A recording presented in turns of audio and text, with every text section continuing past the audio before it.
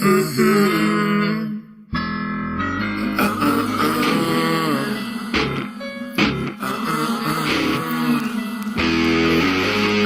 spins on the corner of madness and stardust burns her eyes. She flips on the flashes of blackness, the palace hotel light. She twists with diamond and spider to glitter and garment dyes. She twirls up the violets inside her, I walk with the wasp queen's eye. Love her, they don't want her, the color will leave them cold. She moves like a motor inside me and a revolution rolls. And it tears me open, and I want it all, yeah. And it tears me open, and I want it all, yeah.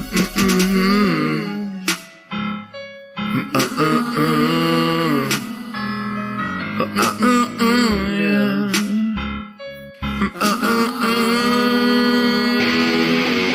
She capsized on Bleecker and Bowery, and a jackal that stole her pride. She's spun from a rock and roll gallery at war with the gutter slut flies. You can love her, they don't want her, what color will leave me cold. She moves like a sultan inside me in a revolution's roll. It tears me open, and I want it all, yeah. It tears me open, I want it all. She's such a dizzy bitch. She's such a dizzy bitch.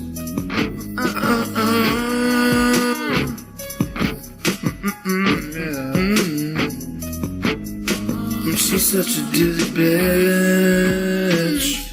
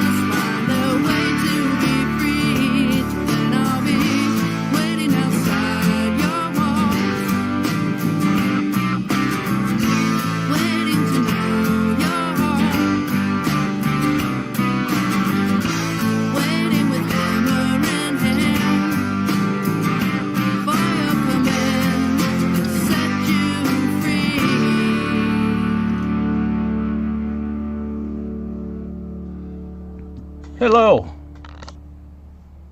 Let me make sure I got sound here. Oh yeah. We'll just let this roll.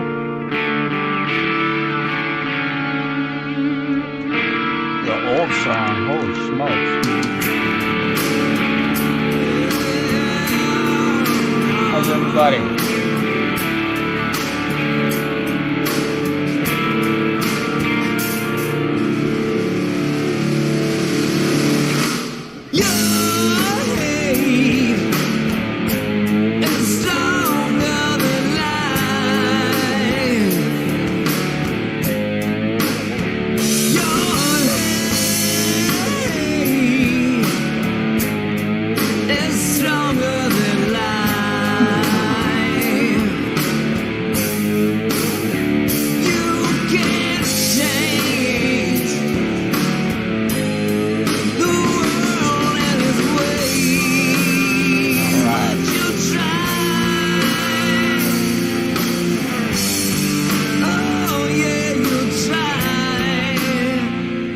Okay, we'll bring the background music down to pretty much a bare minimum and off.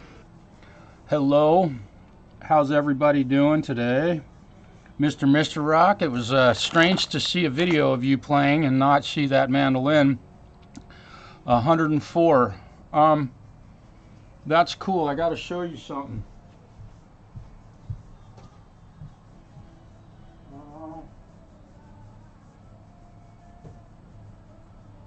I think.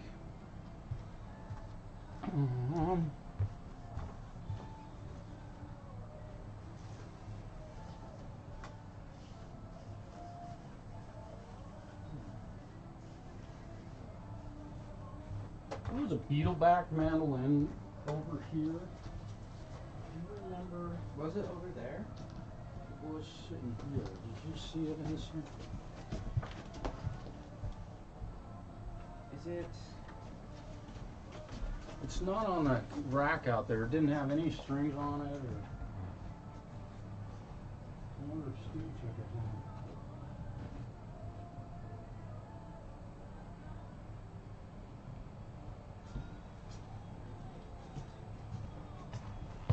Is this what you're thinking of? No. That's not it. Huh. Well, it vanished. Okay, that kind of pisses me off. That was mine. Well, I'll get a hold of Stu and see if I can get that back from him. I have an old beetleback mandolin, Mr. Rock, and every time I would see that thing, mine is let's see, it was built in 09, near as we can tell, so that makes it 113 years old now, 114. Hello, Conspiracy Music, Hugh Caldwell, Richard, Preston, hello. Oh man, my knees hurt, Mr. Rock. It's so great to see everybody here. I hope that we all might learn something today. Feisty, hello. Hopefully your blanket is comfy. Hello, set up by Marshall. He's here too. Holy shit. Wow. What a loser. No, I'm joking. My good old beetleback, I can't find it. It was here for a long time. I don't work on weekends, and my house went through a fire, and I now can't find my beetleback. So it got moved someplace, but it was kind of in the way. So I don't know what happened to it, but it's got to be here. But it's old, needs some work. So we're gonna, yeah. It's nice to have extra pieces of ebony and rosewood and things like that on an old guitar that falls apart. Never throw anything away. It's great to see you. Hey, Conspiracy, it's really good to see you, man. I hope things are going well for you. You're just playing the hell out of your guitar. Now, today, while I'm working on this destroyed guitar that I'll bring back to life, hopefully before 2 o'clock this afternoon, I want to be done with this, so I'm not going to talk a lot. I'm also working with a young man here who is working on a Floyd Rose impregnated guitar, so I'm going to help him go through that process while I'm working on this. So I'm going to try and keep my camera guy sober today, and we'll see if I can get the camera guy to move the camera both directions. That is, if he doesn't mind being on. You don't mind being on camera, okay? Cool. So he's busy cleaning the fingerboard and polishing frets on a PV. What is it? A Predator? PV Predator EXP Plus. All right. So my apprentice, we'll call him my apprentice, is working on a PV Predator Plus that a very good friend of mine purchased yesterday. And we're going to get that thing set up for him today, and it's under process right now. And so thank you for buying that, Bicar, because it gives my apprentice an opportunity to learn how to work on a Floyd Rose without fail. I've been working on them since 1988-ish, 89. So I have experience, so I'm going to share that with him. And he's going to get, what's that, 40 years? Almost 30 some odd years of experience. Yeah. Hey Kevin, welcome, brother. Hey, I hope you've gotten that computer by now, man. I'm gonna visit a little bit. I have some old guitars as well. Okay, cool. All right, so let's dive into this thing, and we'll see what's going on with this. It's a Musicman Sterling Strat-shaped object, and this kid's played the hell out of it. He loves this guitar. And he took it to another, my understanding, and this is what he told me, is that he took it to another shop and they did some stuff to it and said that they couldn't fix it. So this is another business that's owned by another entity here in my town, and they received this guitar and couldn't fix it, which they didn't end up charging him anything for any of the work that they did, which I don't know how much of this is their doing and how much of it may have been done beforehand. I don't have all those details. I did ask a few questions. He may be here watching the live stream today. I don't know. I let him know that I was going to be working on his guitar live on the internet today, so hopefully he makes it. And if he is here, I would hope that you might type a comment in the chat and just let everybody know you're here. What do we got? Oh, look at that. Oh, perfect. Cool. Bass nuts. We love bass nuts. We've got a bass back there with broken nuts, and we finally got our part in from Music Lily. And they always send a guitar pick, so they're cool. Their picks really suck, just so you know. They do. They just crack. They're junk. They're like those red ones that Walmart Guitar Center sells. They're just crap. Her name's Joey, conspiracy. Yeah. He's over there laughing. He's hard at work though, man. This kid is really taking the reins and really enjoys working on guitars, and he's learning a lot, and he's going to become a very, very good luthier some point. It's just all the little things and repetitious work that you do over the years, you know. Not yell. You're still waiting on that computer. Everybody say hello to Kevin.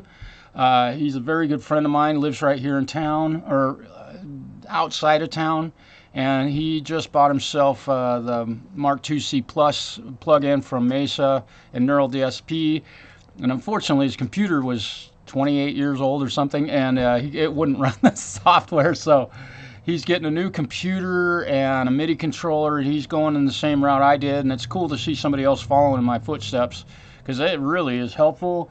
Falcro. Yeah. My guitar from the last video. PV, okay. Well, I'll do my best to show you, give you guys a look at the guitar. I'm not going to tell you who bought it. If he cares to tell you, he can. Oh, okay. So yeah, the Falcro bought that guitar, and I just picked up a multi-pack of Jazz 3s. Oh, okay, cool. 2mm. Holy smokes. That's a thick one, but I use 0.73 mils. My pocket's full of them right now. Well, it's not full of them because I probably lost them. That's my favorite guitar pick. So let's get into cleaning this, fixing this guitar that somebody else has tried to fix. Let's see, my buddy Falcro has been doing his live streams working on his own guitar, and this is going to include a lot of stuff that he's going to be doing on his own instrument. And I'm going to try and knock all this out in one day instead of 4 to 6 weeks. Because, you know. Yeah, Tortex .73, nice. Hugh, great minds think alike, brother. I love it. And I have these are for sale. If you want one, we have them here at the shop. Because most guitar players are single because they've been divorced, right? So you need to scratch your back. There you go.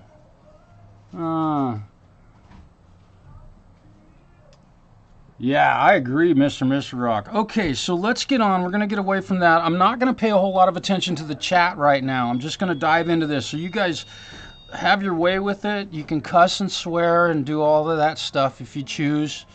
I talk like a pirate. I'll probably swear a little bit. I probably already have. So let's take a look at this thing. So here it is. I'm going to get some more light on the situation here.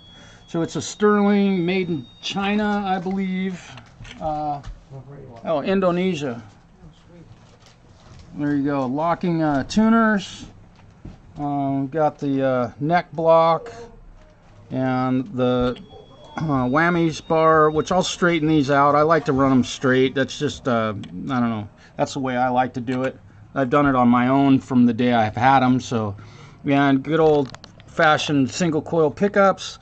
Basically a Fender style whammy bar, and a neck that has obviously been played. And this looks a lot like my old Ibanez RG with the finger guck, and I am going to leave all of that. I'm not going to clean this fingerboard. This is respect right here. This guitar will look a lot like one of Keith Richards after this young man keeps playing it. So a few things that I've noticed out of the gate. The string action here at the first fret on the B and E is very high compared to the rest of them, so we're going to have to address that. We're going to do a set of 9-gauge Ernie Ball slinkies on this and clean it up. You can see how nasty this thing is. We'll get as much of this off of here as we can. You know, who knows what that stuff is. And of course, we'll have to turn the truss rod, and this one has one of these nice additions. And then we'll balance the whammy bar with the 9-gauge strings on it. But here's the big thing that I'm seeing. Check this out. Can you see that?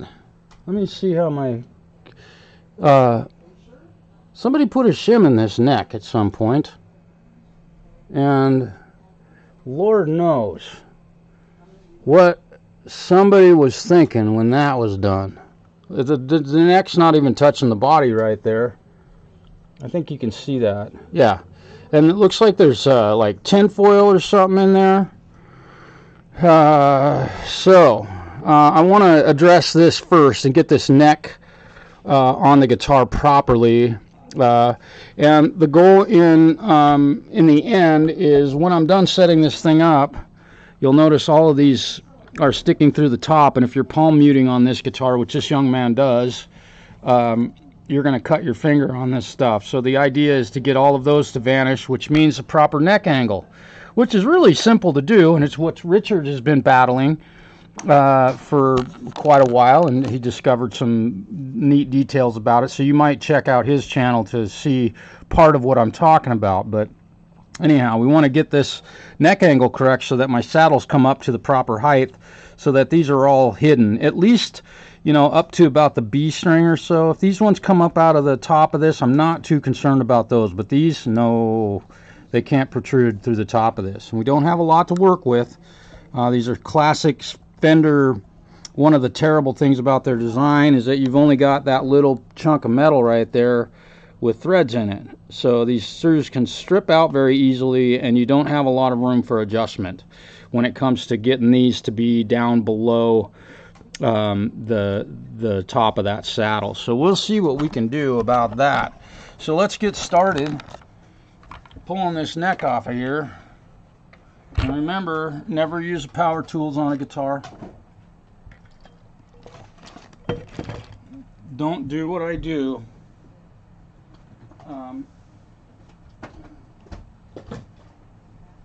I lead by example. Let's make sure my camera guys. Okay. So fairly short screws. This one doesn't look like it's got different screw sizes in here. These screws, and you know, when I start working on an instrument, I'm looking for stuff like that where the screw's been all fucked up by using the wrong size screwdriver or something. And I know I just swore, but you know, I know I didn't do that, and I wouldn't do that on a brand new screw. If this was a brand new guitar, you would never see these threads because I use a proper size screwdriver, and you don't over tighten them. It's just it's really sad that these screws have gotten kind of munched up. And you also might notice that I'm taking the neck off of this guitar without taking the strings off of it. And I don't know, we can let people argue or complain about that, whatever. But I believe that there are some shims in here that I don't know what's going to happen here when I take this off, but let's see what's going on here. Okay, so bless you. Okay, so these holes have been filled because they're stripped out. Okay, and there's alternate holes in here. Let's see what somebody's done. Okay, so I need to check these holes to see. Yeah, these screws have been stripped out. So we'll have to address that. And so the neck basically ultimately was not screwed down tight. And I'll give you a good look inside this neck cavity, which I have no idea why anyone would do this. I don't think this is done at the factory, but we've got to make sure that these holes in this neck are, the threads in them are correct. So it looks like somebody did this to maybe shim the neck. I'm going to see if I can get this stuff out of here because it doesn't belong here. We're going to start fresh. Oh yeah, there's a shim underneath here that raised the whole guitar neck up. Let's see if I can get this off of here. So this will look a whole lot nicer. It won't have this metal. It looks like aluminum tape. I have no idea why. So we're going to start over. There we go. We're going to get that out of there. Now I've got a little bit of it here, and you can see this piece of wood. It looks like a toothpick somebody put in there. So we're going to have to fix that.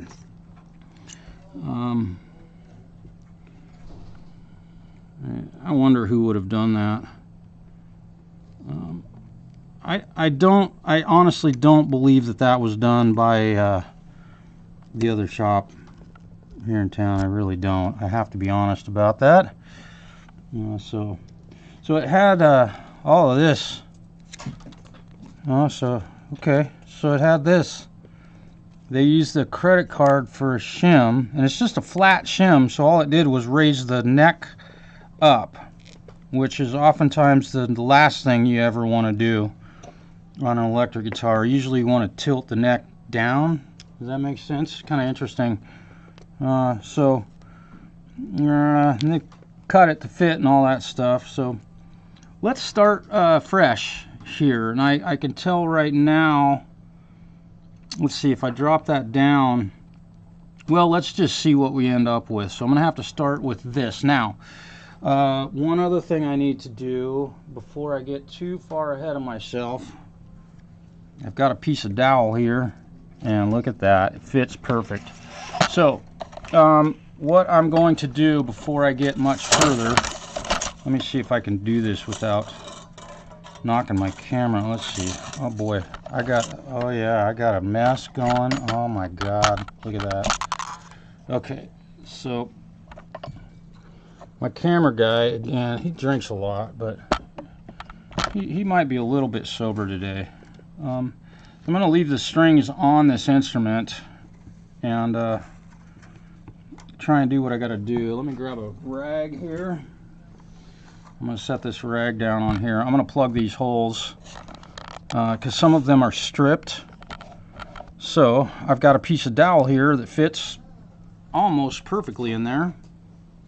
So let's go ahead. Fix problem number 1. Loose neck screws. Alright. I'm just going to use some CA glue. Alright. I'm not being too tidy. So we'll make sure that when we put this neck back on the guitar, that it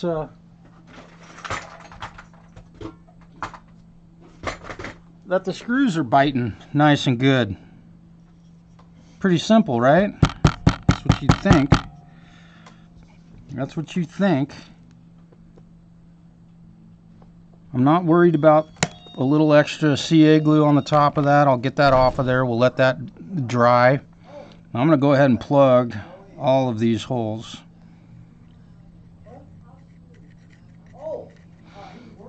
I'm hoping my camera guy's got you guys pointed at the right spot. And I realize, you know, a lot of this stuff is kind of repetitious. I don't have to do this terribly often, but I do have to do it once in a while. Now, I don't really like banging on the top of the guitar like that, however, given the circumstances, and if I do actually get a ding on it, it'll add some personality to this beautiful instrument. This thing's gonna rip when we're all done. A guitar without dings in it is a guitar that you're not playing. Can you get Teddy's guitar? I think it's Teddy Monty. Oh, Teddy's here.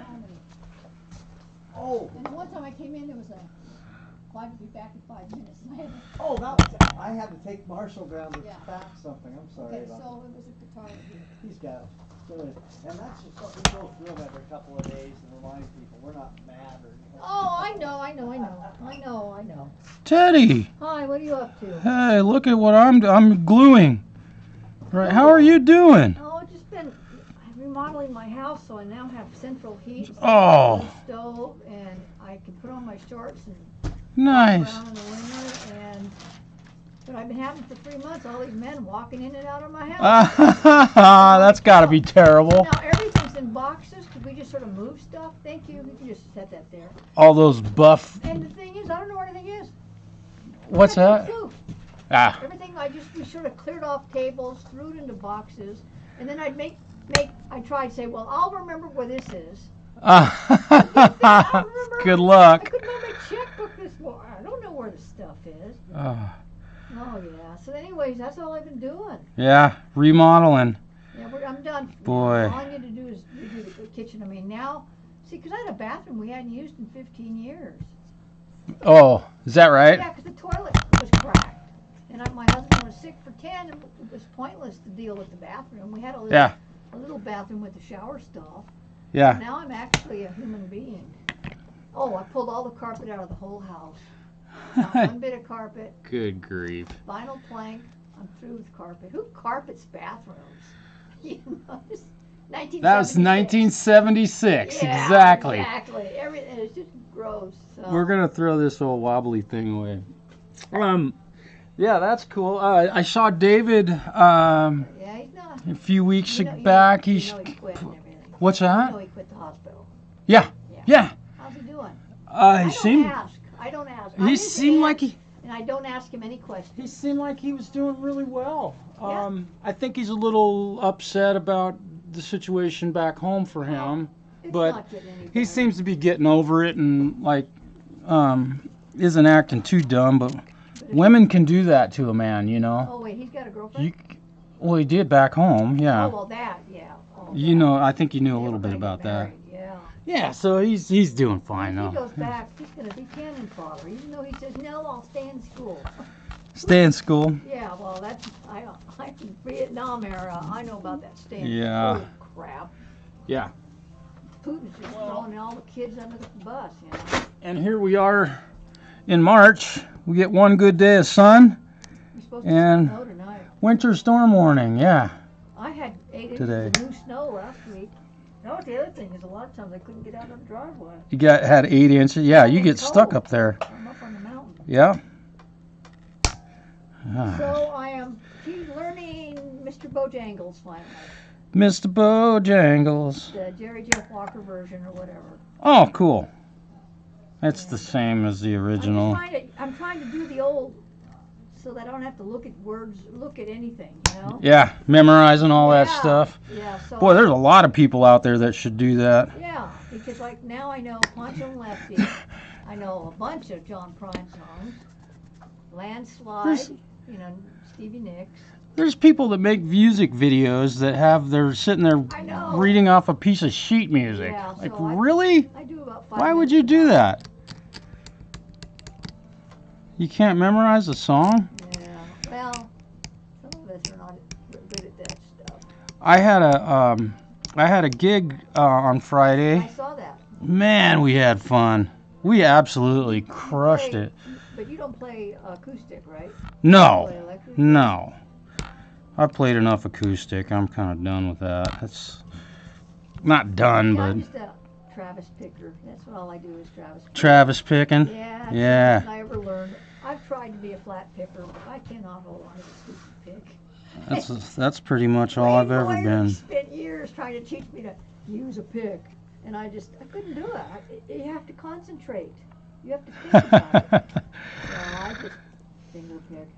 Yeah, that's cool. All the good stuff from the 60s and 70s. I didn't ever really pursue finger picking a whole lot as a player. I can do it, and I do it kind of intuitively sometimes, but I've never really, See, I like- learned in 1969, right after Woodstock, 'cause yeah. I went to UC San Diego, and a lot of the kids there had gone to Woodstock, and Leonard Cohen was playing stuff, and Yeah. then John Fahey and Leo Kottke. So I really got into the 12 string, and You got to see Kottke? yeah, he was You. at UCSD Ah. on the lawn, and I got to see John Fahey there too. It was unbelievable. I was born too late. Dang it. Oh man, yeah. Back then I saw Jethro Tull, Led Zeppelin twice, Gordon Lightfoot. Beautiful Day. Do you ever remember Beautiful Day? That's coming on here. Electric. Are you dudes listening to what I'm listening to right now? What? I got a bunch of people watching on. No. This is Teddy. Santana was at UC San She's- Diego's gym in 1969. Oh God. She went to Woodstock. No, I didn't go. You didn't The go. guys at the college, when I went to Oh, college. No, I didn't go Okay. to Woodstock. but you saw Led Zeppelin. Oh God, yeah. That's why I can't hear. Because I was sitting next to the speakers at the sports arena in San Diego. Good grief. Oh, you could feel all the vibrations off the spine. It was fantastic. Yeah. Okay. John Prine 3 times. Your little acoustic ought to be Okay. just absolutely lovely. That one's on the house. Gotcha. I did that for you. I don't It even just hardly use it your with my mule packing one. yeah. That's your Oh, mule thank pack. you. It was, yeah. Yeah. Now I take the good one. Yeah. The Seagull. All we did, that thing was actually in pretty good shape. It just All had we been sitting there for 8 years. yeah. I just put new strings on it and Yeah. made Okay. sure everything. I might have done a little work on the saddle to lower the string action a little bit, but that thing was in really good shape. You'd taken good care of it. Cool. And compliments on that.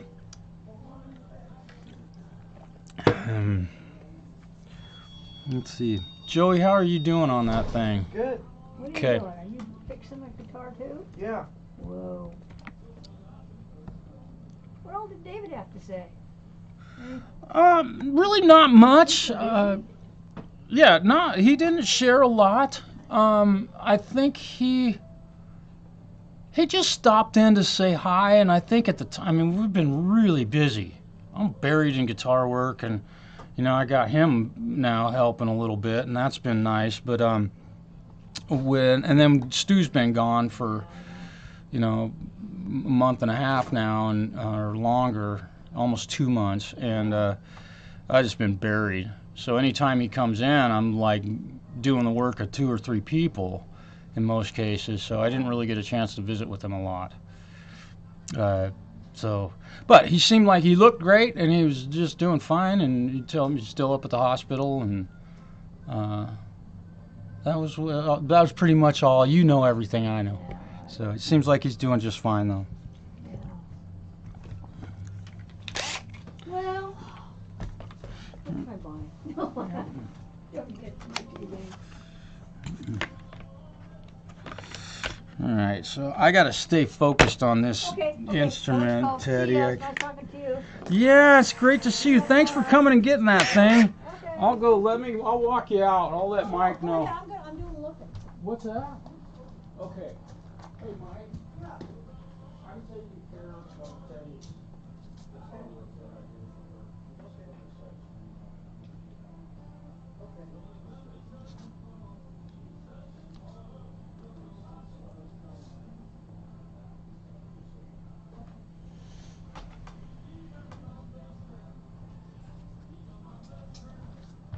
All right, so we've got our holes plugged, and we're gonna go ahead and drill these holes out.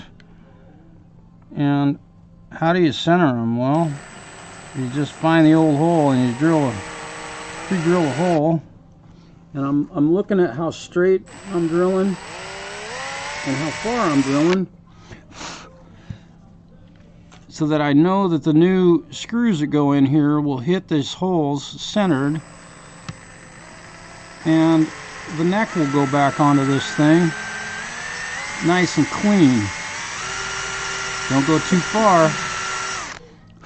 Drill right through the fingerboard. I've never done that yet.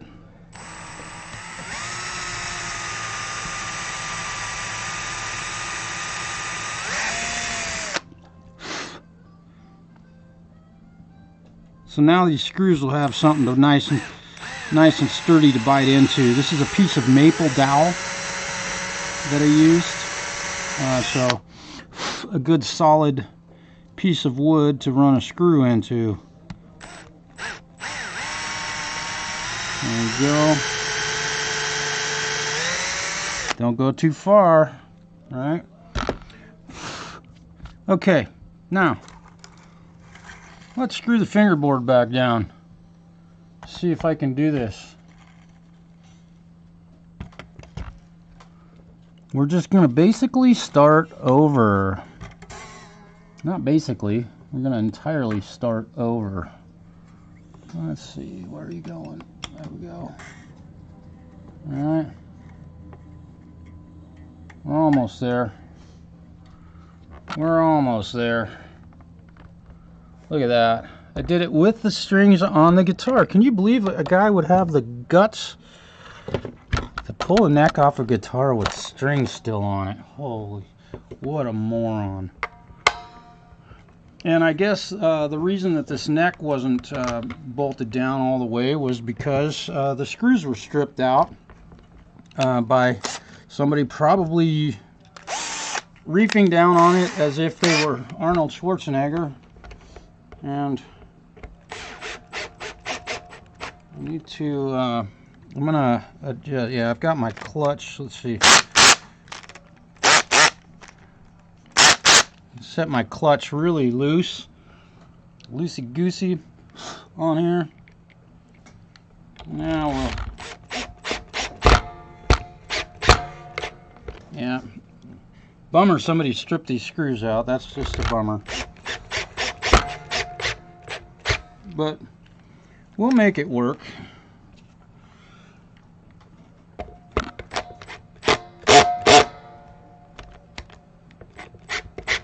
Like everything, you sneak up on it. You don't just tighten all the screws down. Okay, there we go. And I got my clutch set really loose on here, so I'm not driving these in real super tight. Now, we've got the neck touching the body. Look at that. Oh my goodness. It already looks like the string action is better. Joey, questions? Anything? Is it ready for strings? Well, let's make sure. Let me check. Hang on. Hang on here. Alright, so we're going to go over and take a look at the Raptor. Let's see, at this point, oh, that looks nice, dude. Richard, get ready, bro. Okay.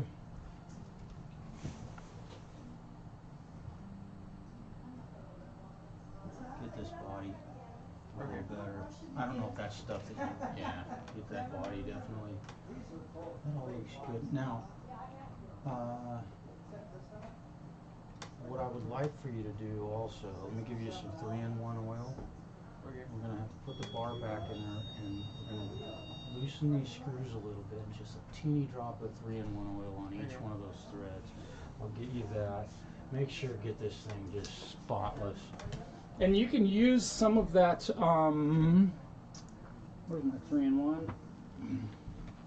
My good old, we're going to use some of this good old stuff. Just a teeny little drop. So tilt that down, loosen it up, put a drop on there, and then screw them back in. And then at that point,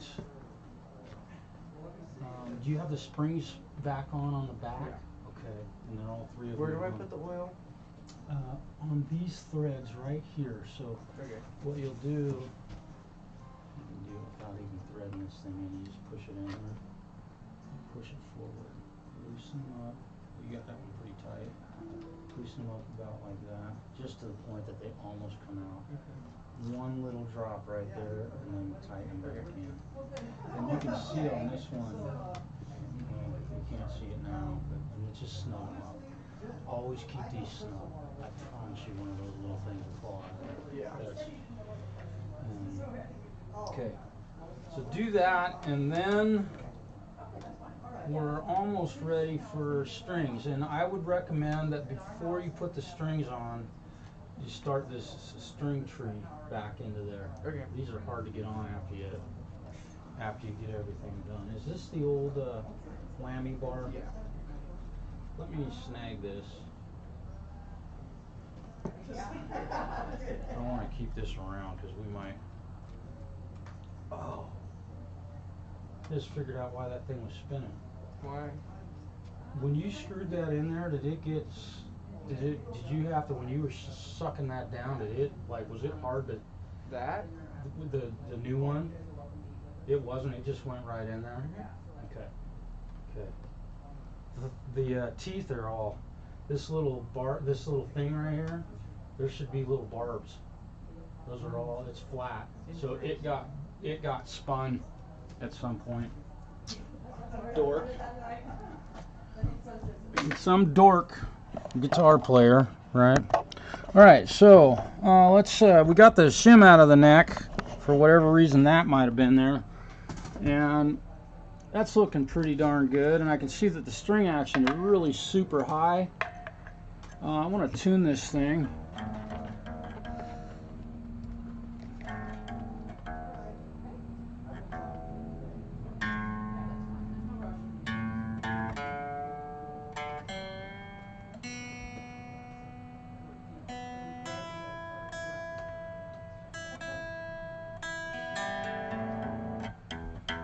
Okay, looking good.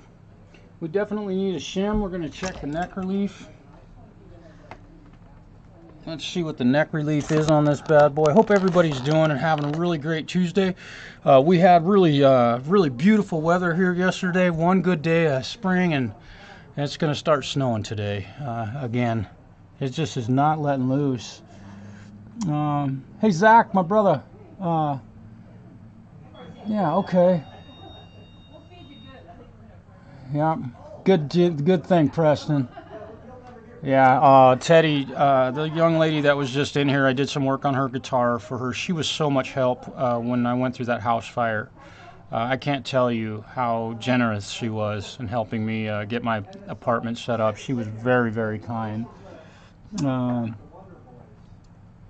Yeah.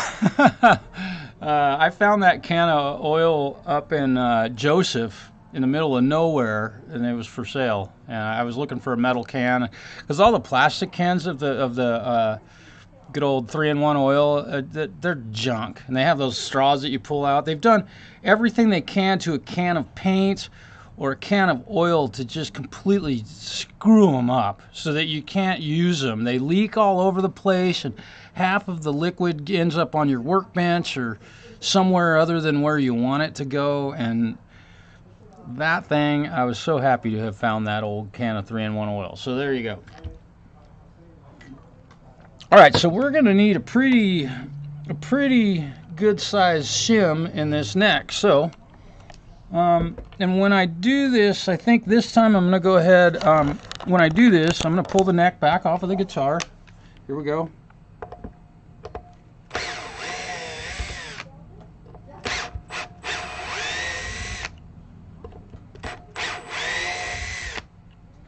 Really a bummer that these screws got stripped, but you know, we've already solved a bunch of problems that this guitar was having with fixing the stripped out screws and such. Now I'm just driving these screws in here like you're supposed to, which is just get them snug and stop. You don't have to Arnold Schwarzenegger these things. Okay, so let's flip this bad boy over and get a shim. We're going to need a pretty healthy shim in this one for sure. What this is going to do, what my goal here in putting this shim is the neck right now, it's sitting pretty flat, and I want to tilt it down away from the body so that it forces me to raise the saddles. Right now the string action at the 12th fret is like 8 or 10/64ths with these saddles all being where they are. And they're certainly not bottomed out, but so I've got some room. So I'm going to tilt the neck down away from the body of the guitar, and we'll use, yeah, I got a little bit of this, although I think I'm going to start with a piece of this and my scissors, and we're going to, let's see, yeah, here we go. I know my camera guy's not pointed at where he's supposed to be. Here we go. Let me get my drunk camera guy here. There we go. Sorry, Cheryl Crow. Sorry, Cheryl. Don't sue me, please. So we're gonna start with this, and my goodness, I can't believe it. Okay, you guys just saw me cut that piece of material, right? Look at how that fits in there. My dumbass got so lucky right there.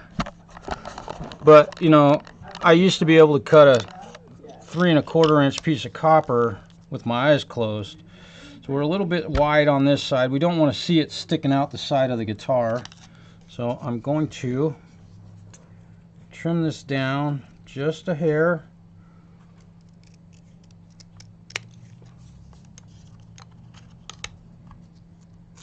Still got a little bit more to go on that. Now, the chances are that this shim is going to be visible from the outside of the guitar. That's looking pretty darn good. I'm going to cut this corner off, and I'm going to cut this corner off. And now we got a shim. Now, I'm going to shorten this up just a little bit. Just a little bit.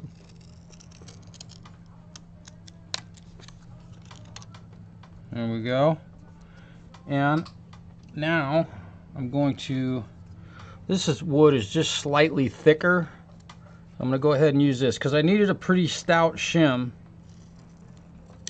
So we're going to cut a little piece of this. It's wanting to chip away, which is fine. We'll glue it if we have to. Okay.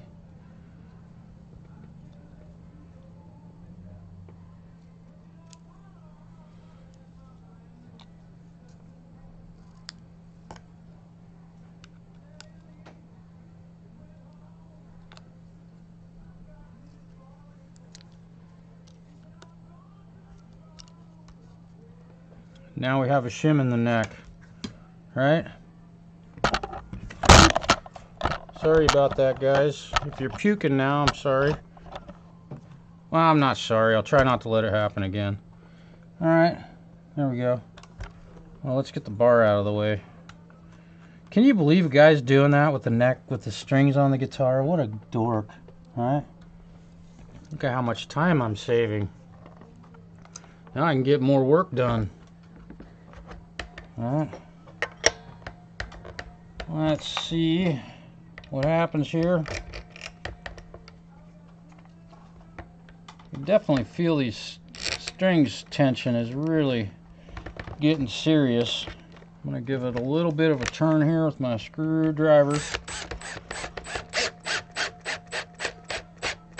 All right, that's looking good. All right, that's looking really good. Now I want to take a look and see where we're at. We got the strings all nice and neat on there. And now, take a look at our string action. Well, there it is. Look at that. It's almost touching here. Way too low, right? Okay, but looks like we're following the neck radius. Looks pretty darn good. So, I'm going to finish putting screws on this neck. We'll see where we end up. We will see. Because these screws are definitely not holding the neck in place proper.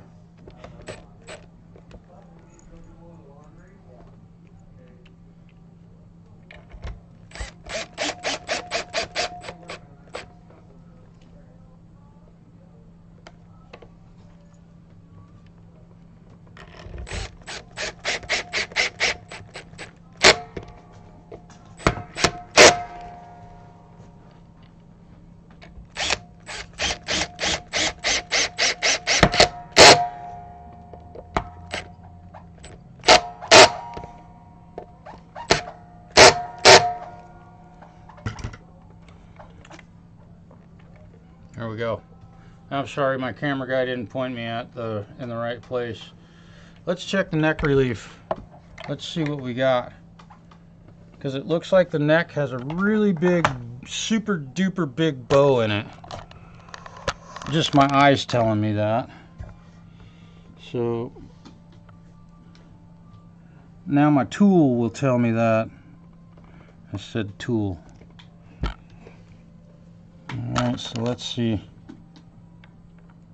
Oh yeah, we got a big old Wttb in the neck. You see it? Yeah. Whoop. Oh my gosh. Yeah, it's bent.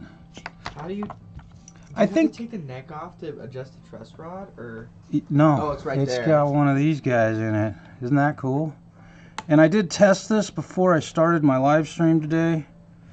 And on this one, I'm not worried about touching the strings with my tool. This has one of these. I'm not worried about touching the strings with my tool because, I said tool again, because we're going to be putting new strings on here. So I'm tightening the truss rod to remove the big old Wttb in it. It had a big old back bow in it. So we'll hope. So we still have a big old back bow, and what I'm going for right now is to set this thing flat. So I'm going to keep turning it until it gets flattened out. Somebody was tweaking this truss rod, I think, that probably didn't know really what they were doing. The truss rod is getting awful tight right now, which is fine. I might need to get a bigger... I'm going to bend my my truss rod wrench. We're getting close.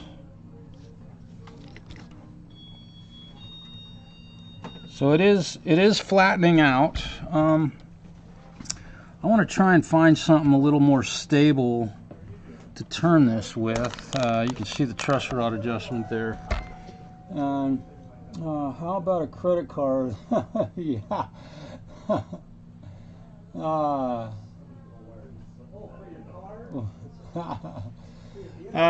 Credit card. Dude, I pulled a credit card out of there. Good grief.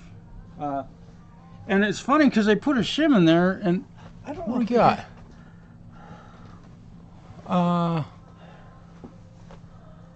That's. Mark told me to come here. I never even thought about it. You guys have something like that? What are you trying to do with this? This is. I just need this end. Oh. I got another cord already. It's for my snap-on scanner. I got 2 scanners. Okay. Boy. I can tell you, that's you probably found. I don't know. That might be tough to find. Okay.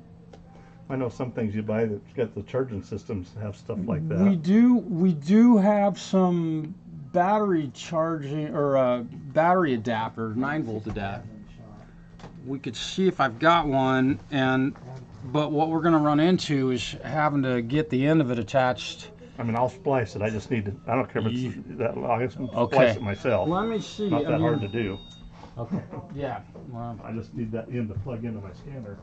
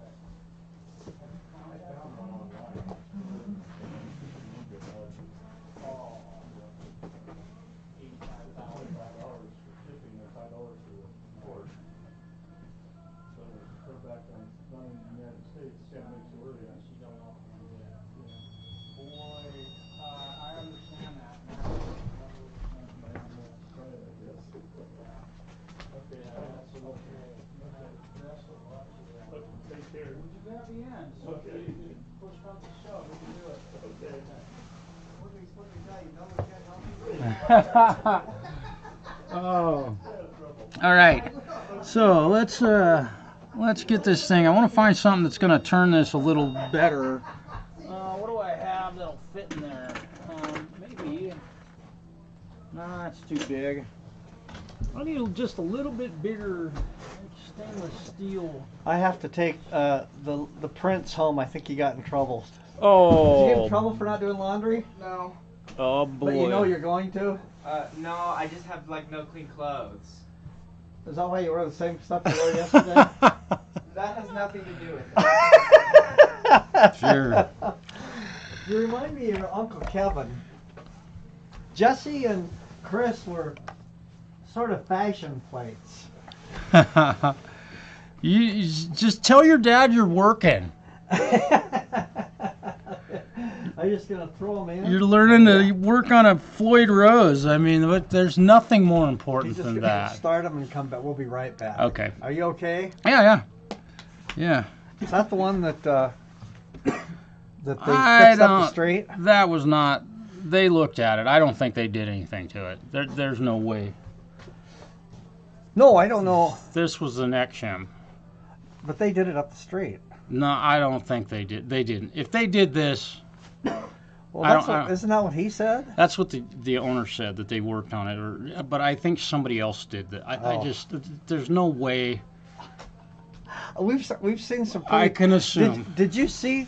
Were you here the I day fixed a Ashley's bunch of guitar them. came in? I fixed that. Yes. Okay, the first time. This. Oh, okay, and The then fir- it came back. No, yeah, you made it. The first time he came in, it came in. Everything was off it.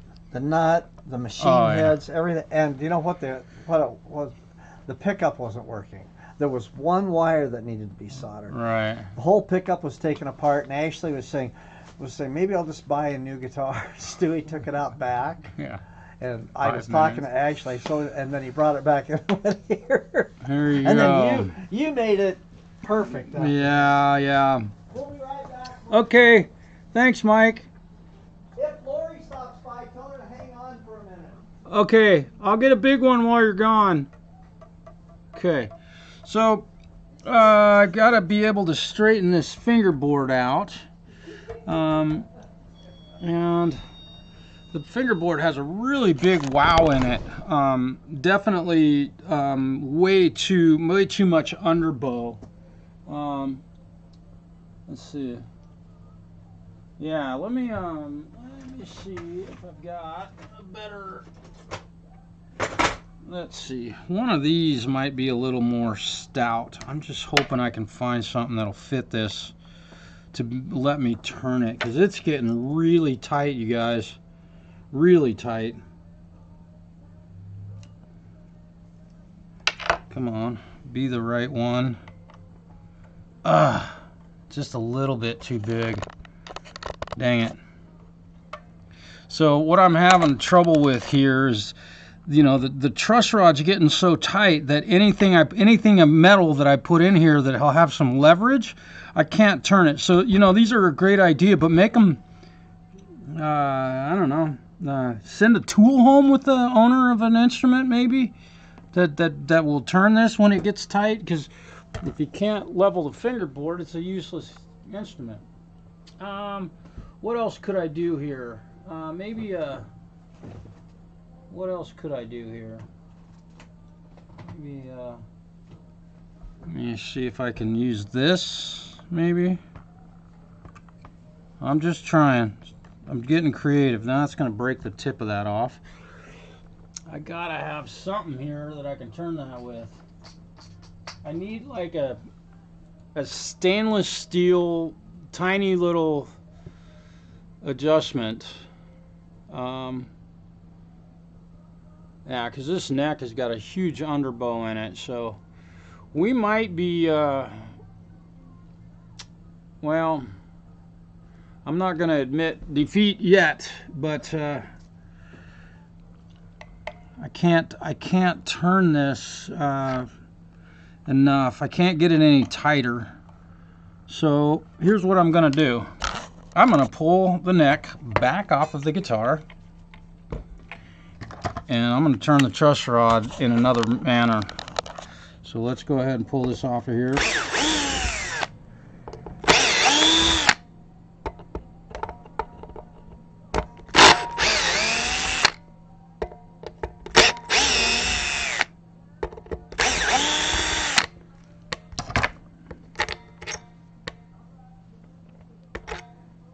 So we just lost my help, which, you know, that just happens all the time here, either on the phone or doing something else. And it'd be great if my dad owned the shop or whatever. That would be cool. All right, so I've got to figure out a way to turn this. It's gotten so stupid tight that I can't turn it with my Allen key or hex key that fits in there. Let's check the neck without strings on the guitar. We're gonna, now let me, isn't this fun? Now I understand why the other shop didn't do it. I'm glad they didn't do anything to this thing. I don't think they did anything to it. They just had the kid's guitar for a set number of days and didn't do anything to it. Somebody just sent me something. Alright, so without string tension on it, the neck is looking really pretty good. So what I'm doing here, if you can see, I'm just checking the relief, and I've got that bar as tight as I can get it. Or I'm sorry, the truss rod as tight as I can get it. Let's look at this side. So the neck does have got an interesting contour. So there's a low spot right here. So the neck's got a little bit of a dive there, and we're talking about a couple thousandths of an inch. So what I may be faced with here is just dealing with it as it is.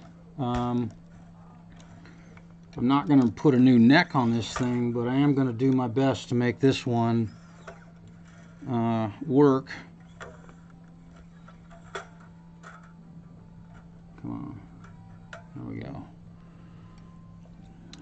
We'll see what we can do here. So the shims all stayed put. Push this back down and mount the neck back on here. There we go.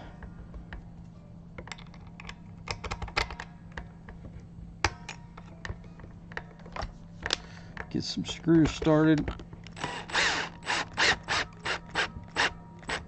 Okay.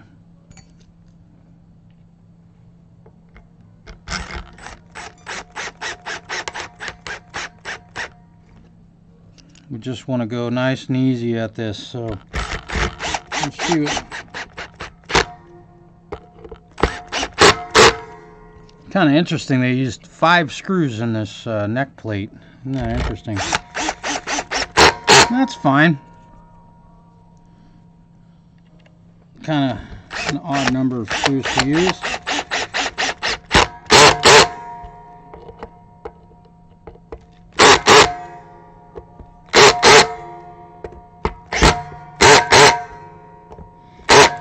Alright, so here we are with the strings on it, and they're definitely, definitely a big wow in the middle of this thing. So we may have to deal with setting this thing up with way too much neck relief, and it's because of the construction of the neck. So the string is touching here, and let's see if it's touching at the first fret out here in the middle with this truss rod as tight as I can get it. I mean, I was going to take a pair of channel locks to that and give it another little turn, but then if I have to turn it more after I get the guitar put back together again, I'm afraid that I won't be able to do that. So let's just start setting the guitar up, and I'm going to deal with the excessive neck relief after I get the string action all dialed in. I think actually the neck relief right now is actually pretty darn close. So we've got these saddles here that are poking us in the finger. So let's start turning those. I'm going to adjust these until I get our string action fairly close. So we're going to raise these up to where they are level or adjustable below the tops of the strings so that your fingers don't touch them when you're chugging. All right? And on Strat style guitars, it's fairly seldom that you can get all of them to be flush with the top of the saddles,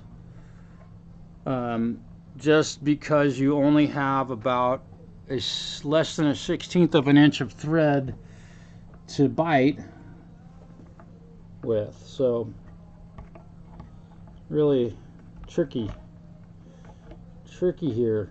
Now I'm just loosening the strings so that I can raise this string action and not break all the strings off, because we want to follow the neck radius here.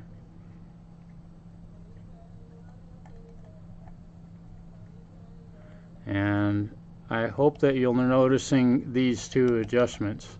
which I can't tell, but it almost looks like they've been stripped out. But we'll see if that's the case when I get these adjusted a little bit. But my string action is looking a whole lot better now, and these saddles are looking a whole lot better with regard to not cutting your hand while you're chugging on this instrument. And another thing that I'm noticing right now as I'm working on this is the amount of guck that is on these saddles and such. I'm gonna have to clean all these up real nicely. We'll get them all looking sort of pretty. Okay. Now let me see if I can get, these set screws are awful short, so I'm just going to bring those up just a hair. Well, that looks good. We might have to replace the screws in these two outer saddles. We'll see. We'll see what we can get away with. Alright, so I'm going to measure our string action at the 12th fret, and we're at about 1/64 of an inch, so I need to raise that up. And that does not look like it's been stripped out. Where's my metric hex keys? There they are. I think it's a 4 mil. Look at that. I'm going to go ahead and put this in here and start raising our string action. I think I can do that. Is this going to move? Oh yeah. Oh, I just noticed something else. This pick guard is starting to come on. This top layer on this pick guard is coming loose here. Let's fix that before I make an adjustment to this. I want to keep that down and out of the way. I'm going to grab just a tiny little spot of CA glue. This is the runny stuff, so I'm going to take a paper towel. Actually, I'm going to take some tape. Good old-fashioned blue tape. Hopefully everybody can see what I'm doing here. My camera guy, seems to be doing all right today. Oh. Did you get in trouble? No. Oh, okay. I just don't have any clean clothes. Okay. Boy, I'm gonna get my I got these little tubers here to shoot CA glue into little tiny spaces like this. We'll glue this down, make it so that it doesn't all come apart on this poor kid who owns this guitar. Let's see, will that go underneath there? Yes, it will. Let's see how far. Okay.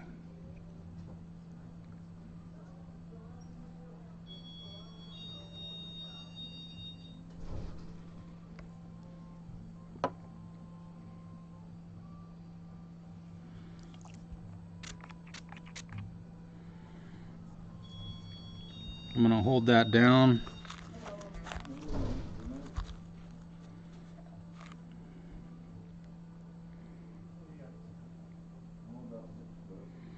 This is not a permanent fix on this pick guard, but the top layer that was glued onto this thing is coming loose. And CA glue sometimes will not repair stuff like this. I'm going to try one more time.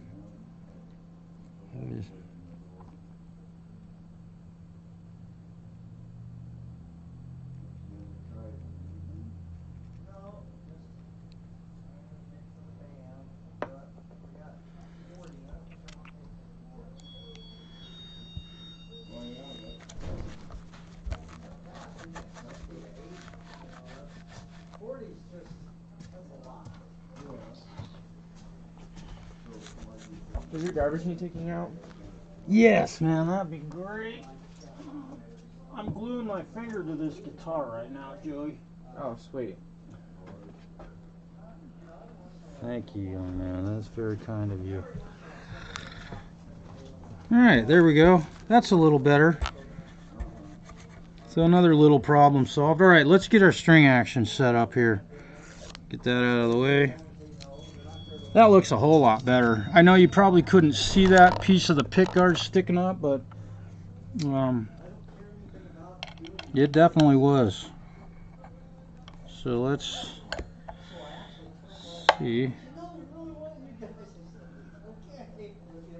There we go. So that was buried in the bottom of that.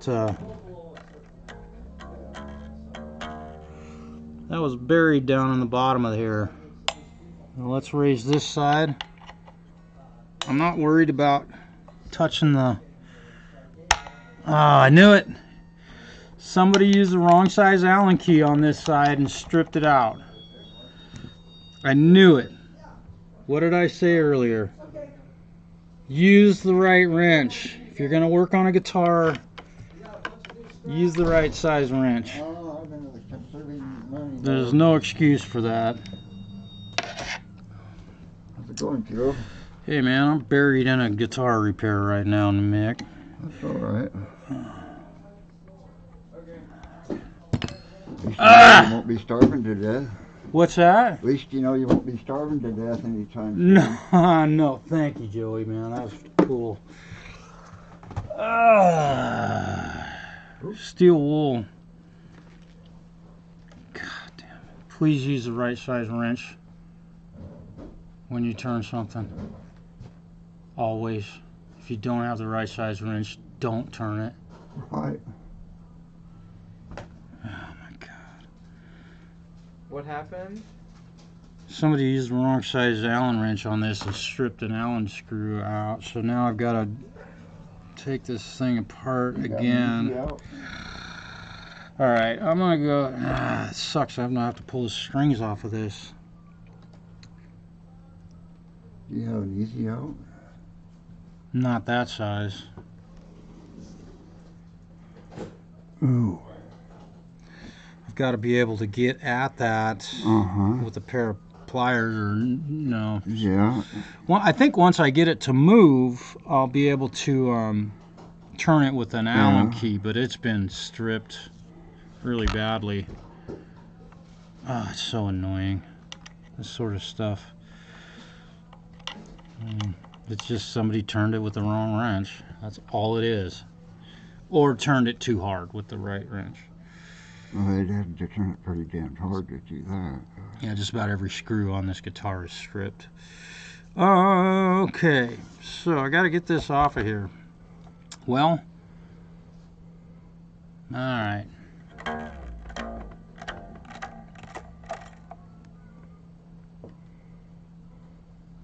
Might be able to do it.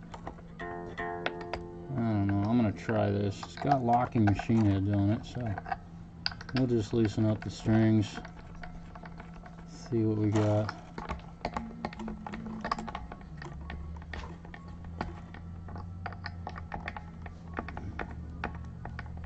Well, I came in to pay Mikey back. Oh yeah. Thought I'd better at least say howdy. Yeah, man. How are your guitars all holding up? Oh, good. Good. I think I might have one of them sold. Really? Yeah, my Epiphone Wildcat. I never play it. You know, I got all those guitars. And I want to downsize my house. I'm not going to have room for them all. So Why aren't you playing the Wildcat? I just, the limited amount of time that my wrist will stand to playing, I'd just rather play my SG or my Les Paul or one of my Fender Strats. Yeah.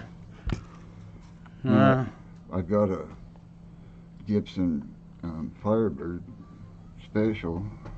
It's a sweet guitar. Yeah. So I'm selling off a couple of Strats. And Well, you're telling anybody interested in a Strat? What Strat is it? well, I've got a custom shop Strat with a molded case. I've seen that one. Isn't Well, that? I bought it down here. Yeah. What are you asking for that one? Oh, whatever I paid for it, I'd have to look and see, either $800 or $850. $50? 800 or 850. $50. Yeah. No, an American Strat for $50. That'd be Hey, wouldn't that that'd be? be a deal.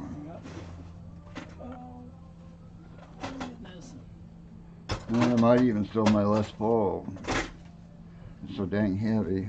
Which one is it? My Les Paul. Oh yeah. Well, I won't let it go for less than 2. Yeah. What model is it? Oh, it's a standard premium plus top. Oh, okay. It's kind of a That's a limited nice edition. one. Yeah, it's got locking tuners, but I mean, it's so damn heavy. It hurts. It just hurts me to play it. Yeah. My SG, I like the way it sounds a little better anyway, especially through my Bassman. Yeah. My SG's my kind of my number one most of the time. I mean, I say that very, very loosely, but Yeah. And lately I've been playing my acoustics more anyway. is that right? Yeah. I've been getting some inspiration for some songs, and they're all country. So.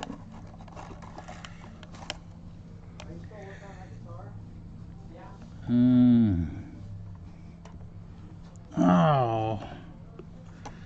Let's see if I can. Wow, somebody really wankered this thing up. Oh, the whole post is loose. Oh. It's That's probably. not my head. If you did this to your guitar, I'd be yelling at you right now. Oh. Before I screw something up, I'll bring it to you. Right. I really appreciate that. Now I get to fix this, try and fix But this. when I worked at this machine and welding, we had 2 different rates. If they had worked on it first, Right. we charged twice as much. Right.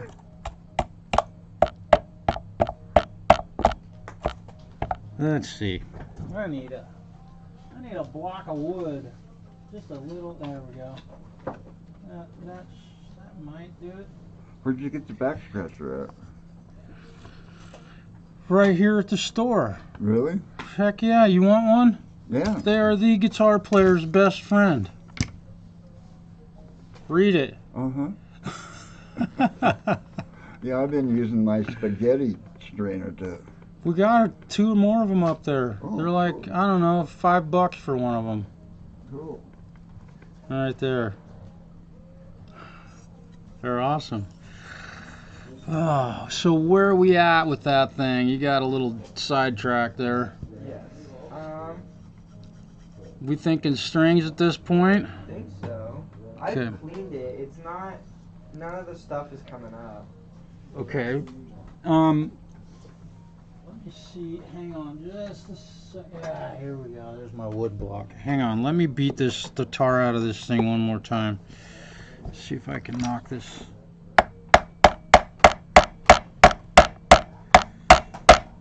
That won't come off of there. All right. Well. Mikey doesn't know what you're talking about. Can I borrow this? Oh, the right next to the right next on the I think Joey's gonna grab you one. Oh, okay. They're right next to the patches. We got all those patches. Don't be running off with mine, man. That's my I was best just gonna friend. show him. I would never rip you off. Huh? I'm flipping you some shit, Mick. Okay. Okay, so what has gone on here with this? This has got to come off of here.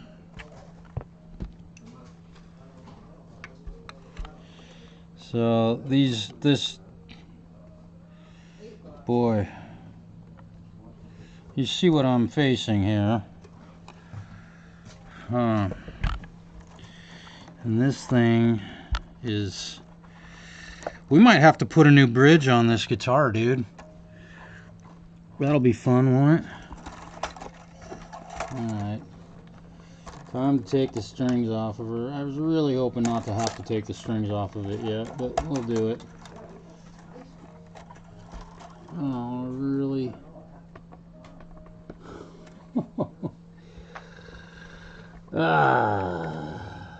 Alright.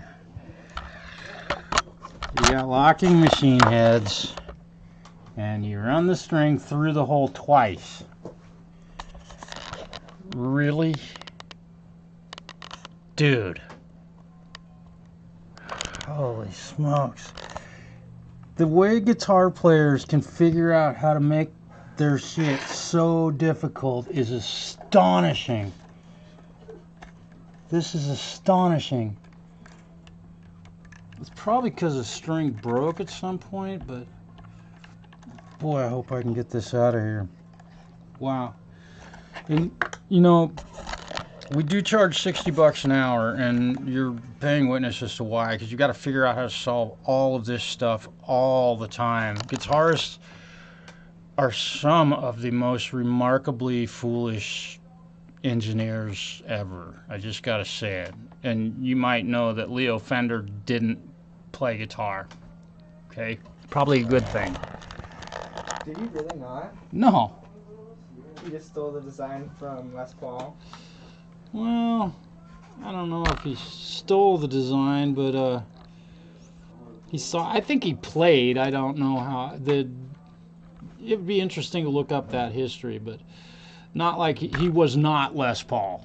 That is true. I'm sure he could bang around on some chords on a guitar and enjoyed it, but my understanding is that he just didn't play. Man, alive. Okay.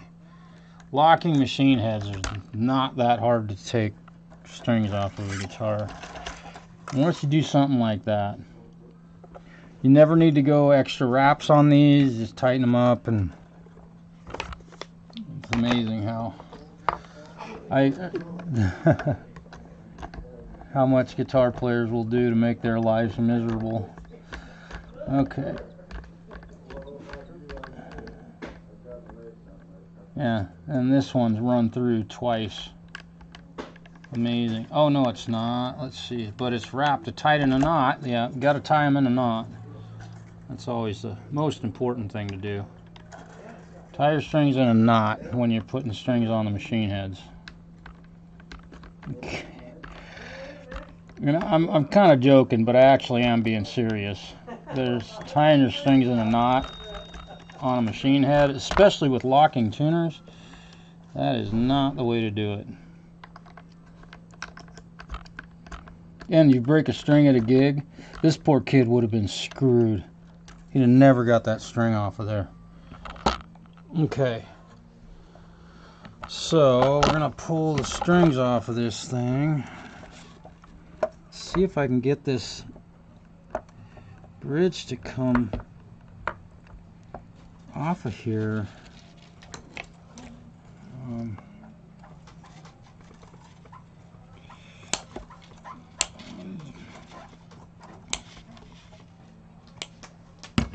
Wow. Okay.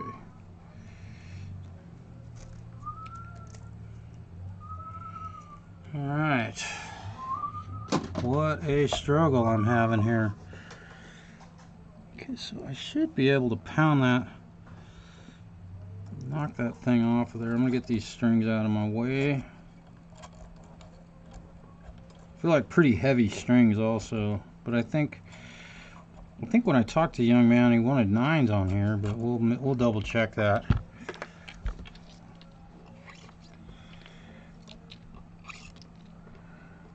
Boy, maybe I can turn it from this side. Maybe I can get something on that and turn the string. Oh, and I just bumped. So I just noticed something because it hit me in the nose. The strap buttons are loose. Yeah, always check those. Every time you change strings, always check your strap buttons. If you're standing there playing your guitar and your strap button falls off, boy. Not playing guitar anymore. Yeah, that'd be a dummy moment. Okay. Boy, I gotta figure out how to get this thing off of here. I do not know what I can do about this. This thing is definitely screwed up. I don't know if I can tap this. Let's see, I'll point you down. Sorry if Sheryl Crow's in the movie. The last thing I want to do is have Sheryl Crow in my video.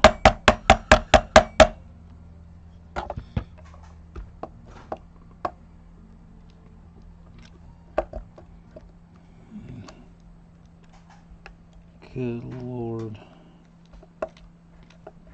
What did somebody do to this?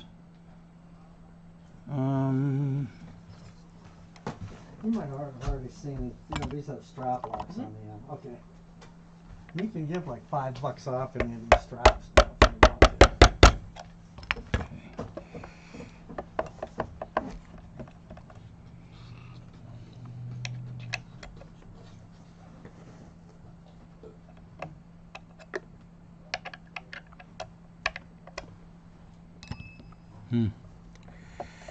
Well, we are in a world. Okay, here's what we're gonna do.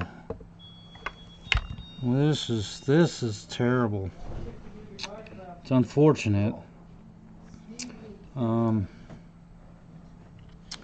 me see. Where is my? Got a little piece of dowel here. You think it's ready for strings, Marshall? Say again? You think it's ready for strings? Let me come take a look. We'll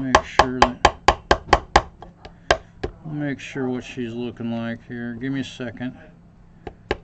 For a minute.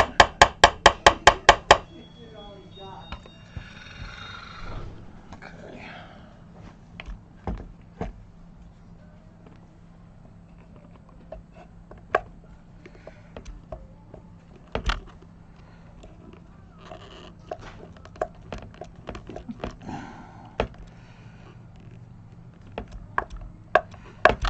Wow. Okay. We're going to take a look at the old Predator and see how we're doing on that. Okay. Richard, pay close attention, buddy. Okay. Oh, dude, that looks fantastic. This kid's good. That looks great. Yeah. We're ready for strings. Okay. And, you know, the whole deal about cutting the hole. Yeah, just set that down there. And what I do with these, I like to put them on beforehand because I don't like putting the strings on and then pushing down on them because you can break strings like that. So, yep, I do exactly what you're doing. And then I like take the string tree and just kind of eyeball it where I'm holding it so that it's below where they come off the back of that. All they got to do is just push down on them a little bit. And getting them down under here can be a little bit tough. So, you know, don't go too far with it. Just kind of guess on that. And let's see, we're going to put Ernie Ball 9s on that one. Let me go grab a set.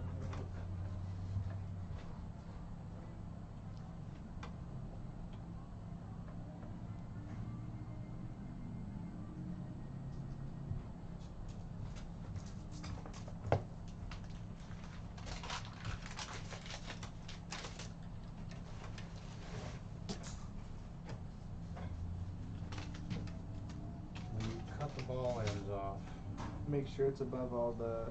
Cut all, Yeah. all the way up to the last little bit, just right next to it. You don't have to get too greedy. All right. Holy smokes. Well, all right. So we've run into a really serious issue on this guitar. I hope everybody's still doing all right. Dude. Yeah, Falco, that's well, I may have to slot the top of this. I'm gonna try getting this thing to bust loose here, but somebody really screwed this guitar up. I mean, I can't, it's like pressed, it's literally like pressed onto this this stud. So there we go. You can see what I'm up against here. I mean, how in the hell did someone actually do that? Good Lord. Okay, but we can solve this. But I may have to fill that.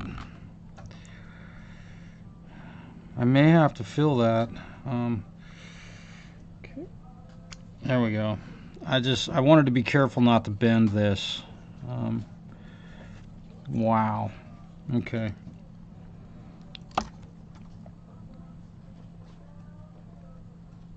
Okay, so I got to be able to get this to turn. So we're going to bust out my trusty old, little teeny old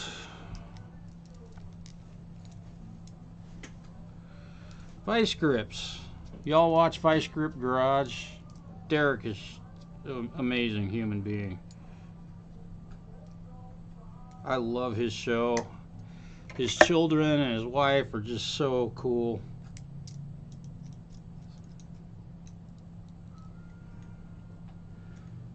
Wobble pops, right? I hope you can see what I'm up to having to do here. Oh, I'm getting a warning. But I can't drive a car right now, mind you. There we go. Alright. Have no idea what somebody thought they were accomplishing by doing what they did with this, but they were trying to lower the action on the guitar and stripped out the actual adjustment when they should have been putting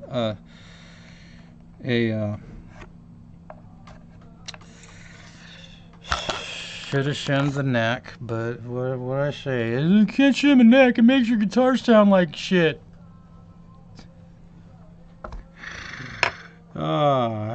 How many times have we heard that? Oh my goodness. Okay. So, let's see what happens here. So that grommet is just going all the way through. Both of them are moving. I gotta decide what to do here. I'm like half tempted to just put some boy,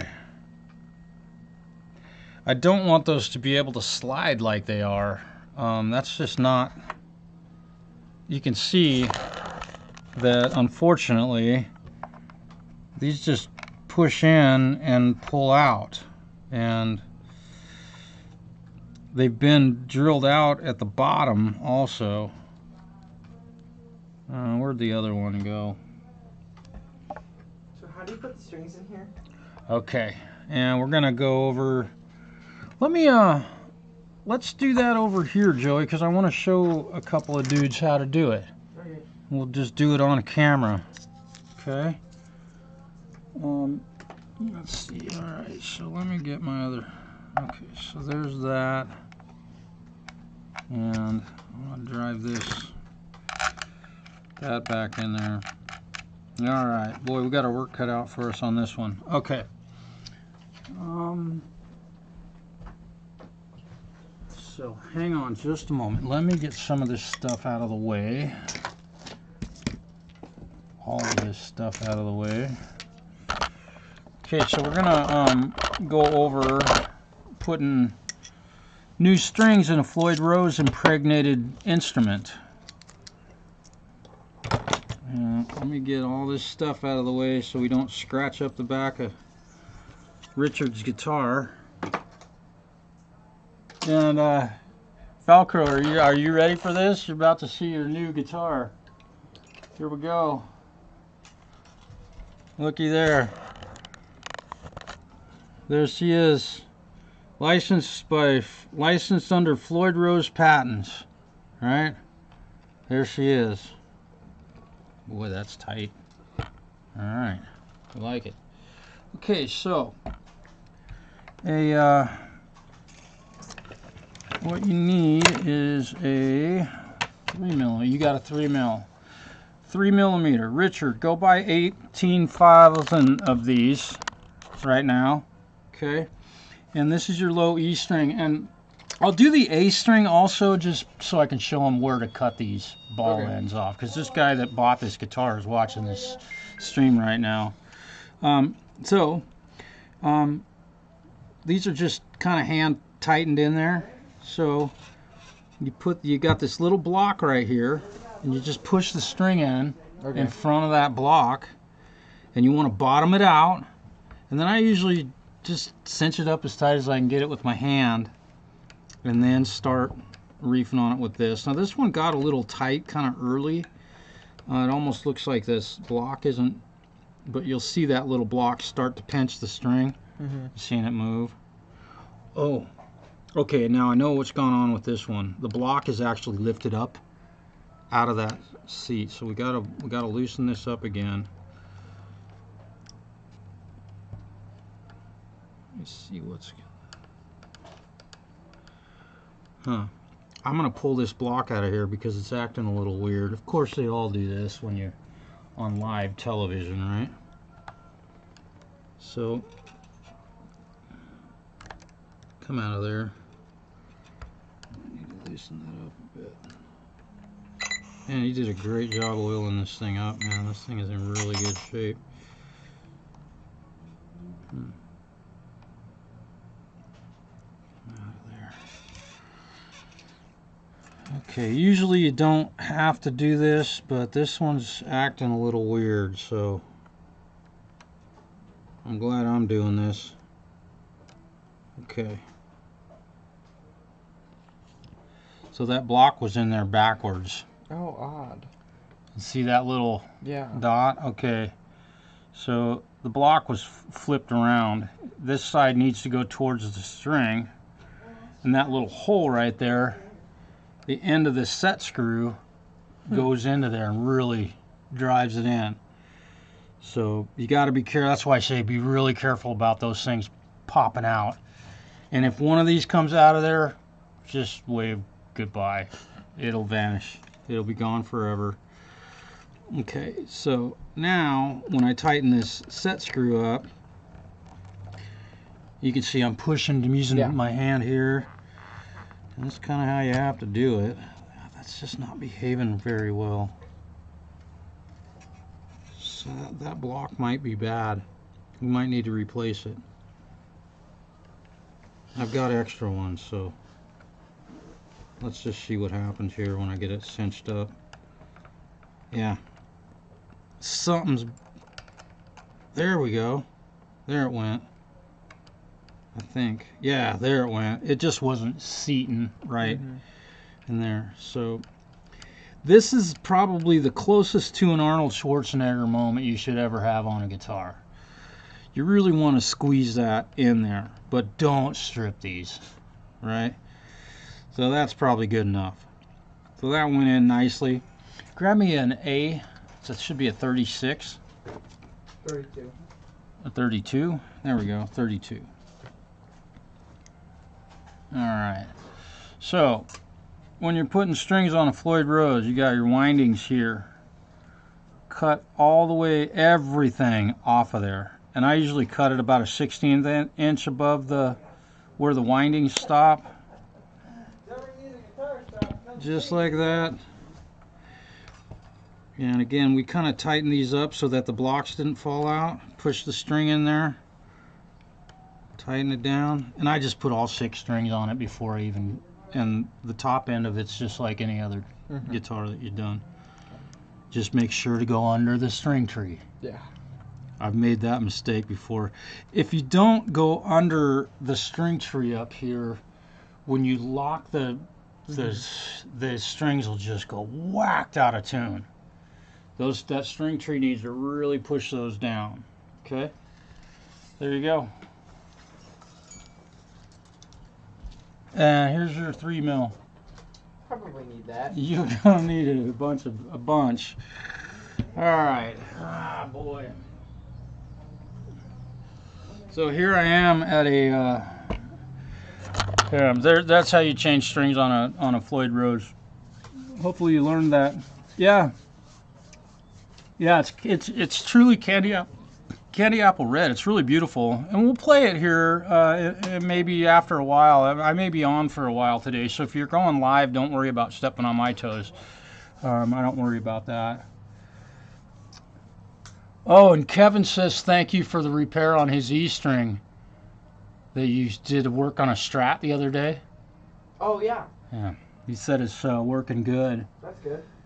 Oh, sometimes I had to put a toothpick in the hole. Yeah. Yeah, pole vault, that's a trick I've used before. Yeah, red guitars, yeah. Yeah, just order you, I buy these at Bimart because I like going to the store and buying my stuff, but they're just like, I don't know, it's $15 and it's all the metrics. And I'm due to buy a new set because I've gotten them mixed up with standard. I wish everybody would just go to the metric system, and I do love the United States of America, but okay. Okay, so I'm trying to decide what to do here with these. I'm gonna try something, and I need to check my blood sugar because I think I'm getting a little bit low. I've got oh, Brian, okay, cool. I just got a message. Let's see. Okay, I've got you guys, I gotta take a minute here and eat some candy because my blood sugar's getting low. It's not dangerously low. You know, if I was driving a car, I would just pull over and eat a few of these and it'd be fine. I'm perfectly healthy.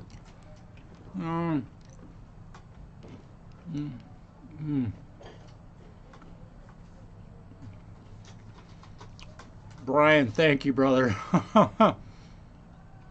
Yeah. Thanks for the note, Brian. It's great to hear from you. Yeah, this thing is definitely turning into a nightmare.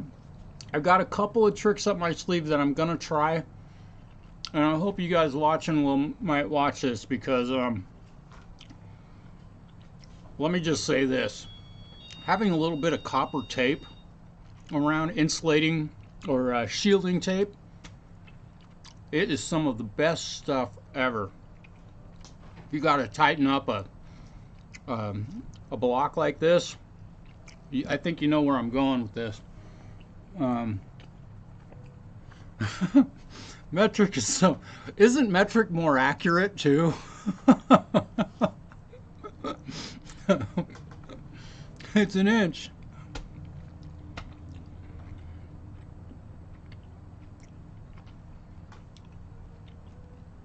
Metric is an inch closer to being more accurate.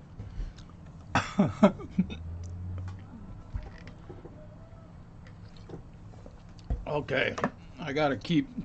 I'm chugging some Skittles right now. I'll just tell you, I don't.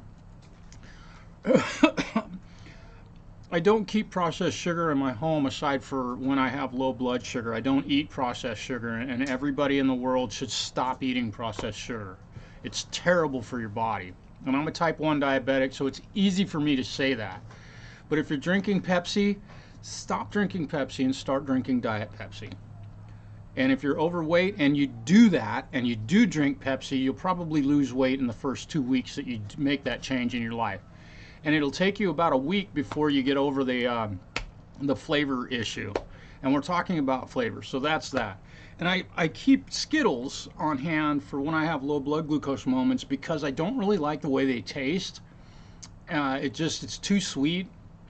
And so I'm not tempted to eat them when I don't absolutely have to. So that's, you know, it saves me in a couple different ways.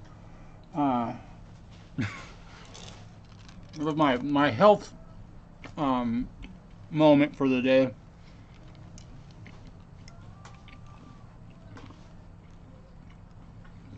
I'm sorry to sit here and eat in front of you guys. Lori does it all the time, so I think I'm legit. I can't believe she doesn't weigh like 300 pounds, man. She eats some crazy shit on her show. How's that going, Joey? Good. Coming along?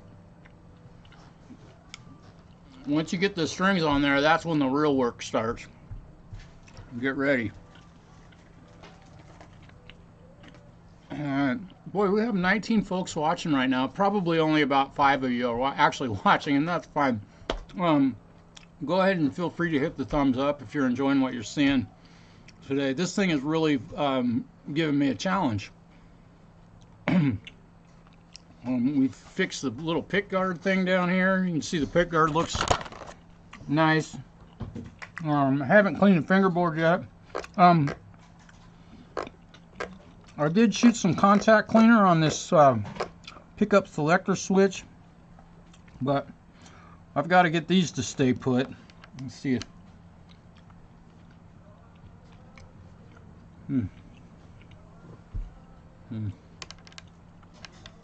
This side's staying put pretty well, so we're going to leave that well enough alone on that one. Health comes first. Yep.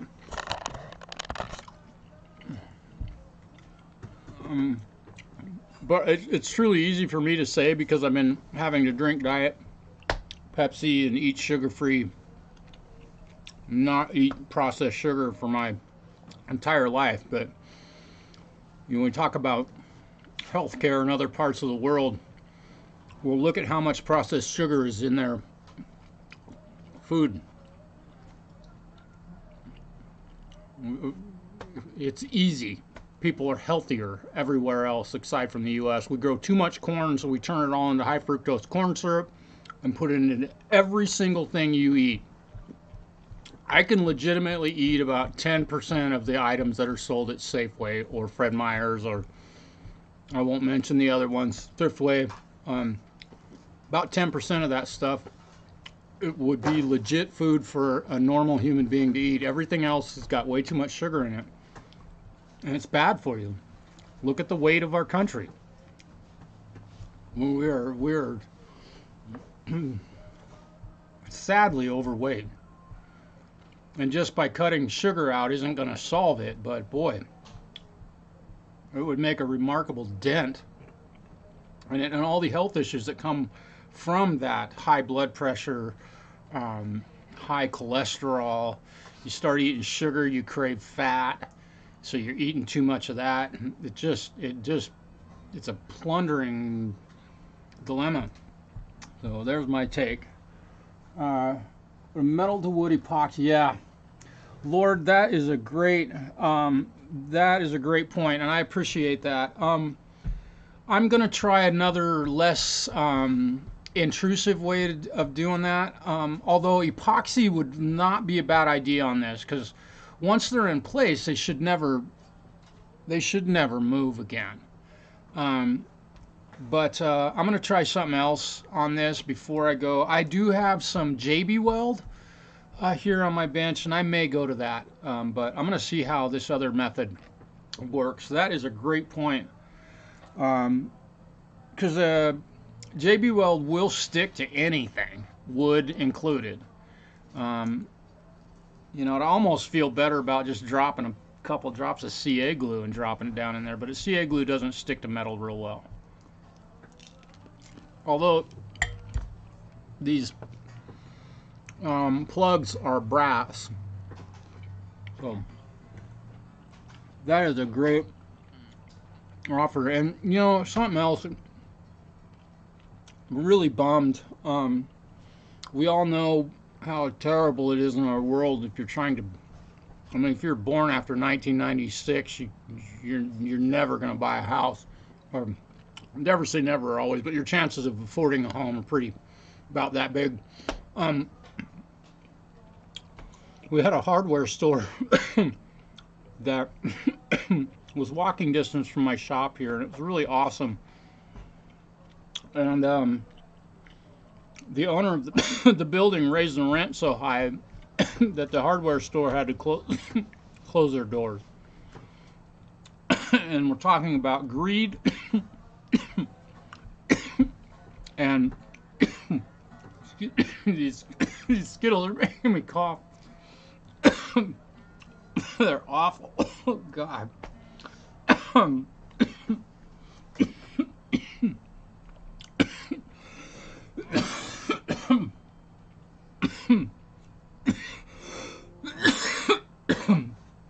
So my statement to that is, whatever the rent was, probably 1 month of it paid the owner's taxes for the entire year, right? But that's not enough. And so they had about, I'd have to say there were 8 people that were employed there. And because of the owner's greed, it's where the True Value hardware store was here in La Grande. You know, those people are now out of work. The owner of the business lost his business because of the greed of the owner of the building. And again, 1 month of rent probably paid for their entire tax bill. And it might be 2 months of their rent that they were paying over there probably paid the tax bill, which is the only expense that the owner would incur at that point. If there is a mortgage on the building, the rent would cover that and probably cover on top of that for profit to the owner. So once again, greed. So really sad. And now I don't have a hardware store that I can just walk to buy a product like wood to metal epoxy. So here we are. Okay. Let us find my copper tape. And there she is. Alright, so got some of this, and I'm going to cut a small piece of this off and see if I can repair this block with a small piece of tape. My razor blade. Let's get this guitar over. I'm just going to put a small piece on the, go up about halfway. Got to get this stuff to cut a good straight line. Need to change my blade. My blade's dull.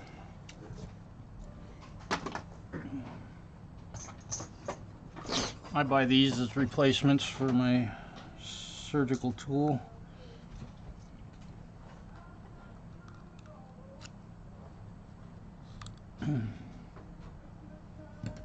Be very careful. Richard, your guitar's getting strings on it right now as we speak. Isn't that cool?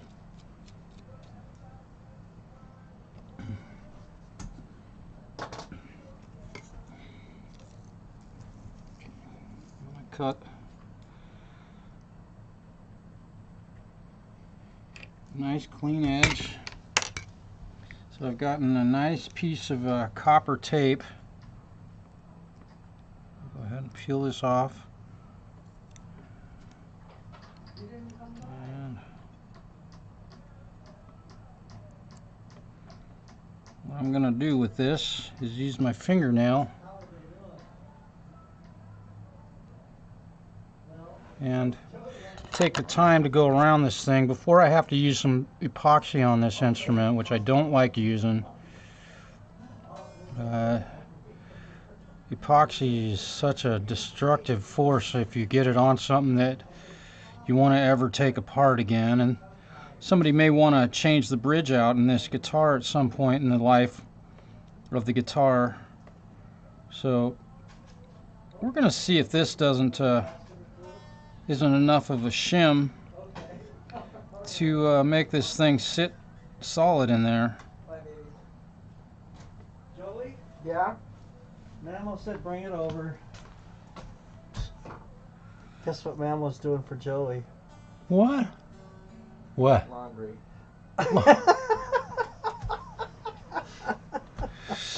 I had to tell you. We're going to go get it. We will be right back, Marshall. Okay. Wow. I guess you can call Lori too, Marshall. You might as well Can get you in sense on my disgust in this conversation at all? Because what's that? Mike, can you smell my disgust in this conversation? God, spoiled rotten. I smell envy. Well, no, I'm good. I love doing laundry. It's enjoyable. Good grief. Joey, you... Good grief, kiddo. I know. We'll be right back. We'll hurry. Okay, have fun. Spoiled rotten kids. Holy smokes. Good grief. And yes, I am a little bit envious. It would be great to... Wouldn't it be cool to have somebody actually do your laundry once? Especially when you were 17. Pathetic, if you ask me, but that's my take on that. I don't remember how old we were when my mom quit washing our clothes for us. Wasn't that old.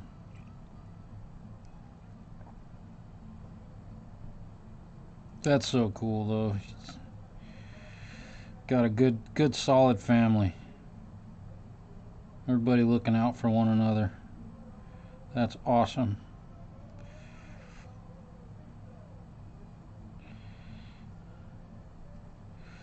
Alright, so we've done that.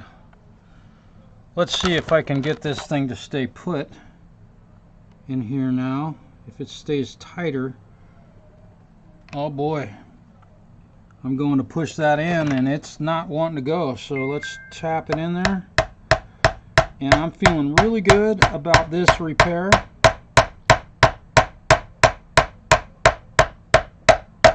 There it is. And now, unfortunately, this this stem is stripped, so we're gonna have to deal with that. But I think now that I've got this thing out of there and it's positioned correctly, and this bridge is gonna sit where it's supposed to sit. These are way too high. Let's see if I can turn this. So I can turn it. Yeah, so we'll be good. We will be good. Feeling very good about this now. This is looking really nice. Okay, folks, give me a moment. I've got somebody here at the door. I'm going to put some music on and some more supermodels. Alan, hello, brother. Thanks for joining us, man. Yeah, laundry and dishes. My mom always made it fun for us, and my dad. It was always kind of a fun activity. I still didn't like doing them, but it made a game out of it more so than anything. So when I was growing up and younger, until I discovered that my neighbor friends didn't like doing it, it was always like something that was fun. You know, and if I was told to do laundry and didn't do it, I would get in serious trouble. But today, kids own their parents, so, you know, that's kind of the way it is. Let me, give me a moment here. Let's put on some supermodels. Let me see. I think I can.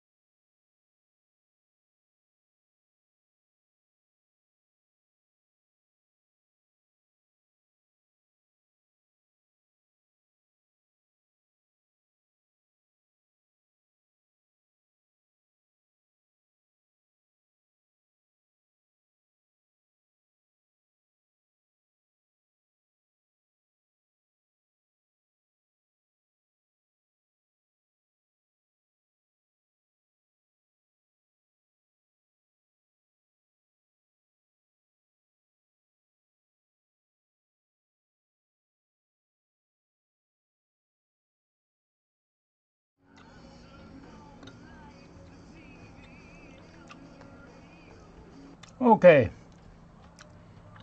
There we go.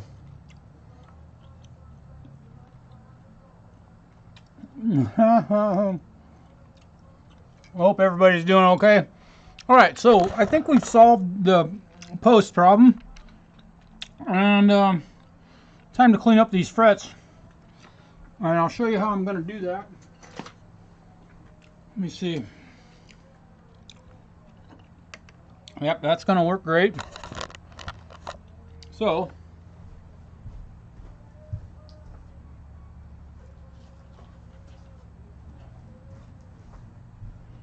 one thing I will tell you is that my apprentice is one of the key, his stuff is so disorganized and a mess all the time. But it's beyond repair now, I think. His desk is an absolute mess right now. So I'm going to use some semi-chrome polish, and I'm just going to clean the frets. I'm not going to, I'm going to do my best to not touch the fingerboard to knock off any of the DNA, the personality that this kid has put into this guitar. So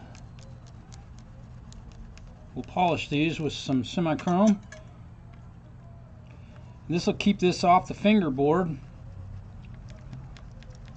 and it'll make these frets look nice and shiny. And I won't get any guck on the fingerboard to mark it up.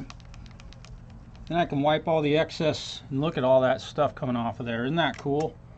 This stuff does an amazing, amazing, amazing job. Thank you, Jerry Rosa, for the advice on this stuff and the knowledge of its existence. I'm grateful for that. And we'll get you over here where you can actually see what I'm doing. Got to make sure my power cable doesn't get unplugged here. All right, we'll get you pointed right down at the business at hand. Let me get my tripod pointed the right direction and get some of this stuff off of my bench while I'm at it. Look at that fingerboard, isn't that beautiful? This kid has played the hell out of this guitar. He's currently taking lessons with one of my other clients, and a remarkable musician, guy named Luke McKern, who I've worked on some of his guitars in the past. You've seen some of his guitars that I've worked on. He has a really nice collection of instruments, and he is a fantastic musician and not just a guitar player. Put that dude behind a drum kit or behind a bass guitar and you are in for a ride. So we'll get these all nice and shiny. Doesn't take much. This stuff does a great job knocking off all the guck. And again, I'm doing my best. You can see that I'm leaving all the DNA marks on this guitar, but I'm turning these frets into nice, shiny looking, beautiful works of art. I'll try and move my camera as I get further up the fingerboard here. Why don't I just do this? We'll make this nice and tall so you can see everything I'm doing. We're about ready to put strings on this. Getting close.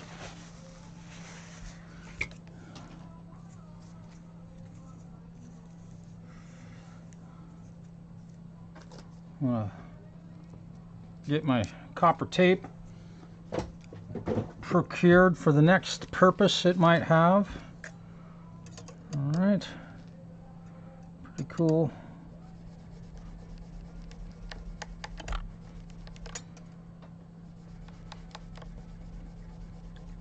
I never would have known about this polish had it not been for Jerry Rose. I may have found about it some other place, but I found out about it soon. And it has saved me a lot of time and effort in fret polishing. And it has saved my clients a lot of money. If you're going to go over this with sandpaper and all that, it'd take you 4, 5, 6 times longer than it's taken me right now. And I'm probably not in the shot right at the moment, but we'll get you pointed over here. Hopefully you can see what I'm doing. And we're almost done with this process. And we've maintained all of this kid's markings on his fingerboard from his own DNA. Look at that. Now I'll take a clean part of the rag and wipe off the excess material, and look at that. Pretty remarkable. I would recommend, if you're going to clean up your guitar, get yourself some semi-chrome polish. I am not sponsored by them, but I do endorse their product. They made something really good. Alright, so now we got the fingerboard all polished up and the frets all looking nice and shiny and new. There we go. So all that came off of this kid's finger frets. All that. There we go. Alright, let's string this bad boy up. So we're going to go about this the normal way.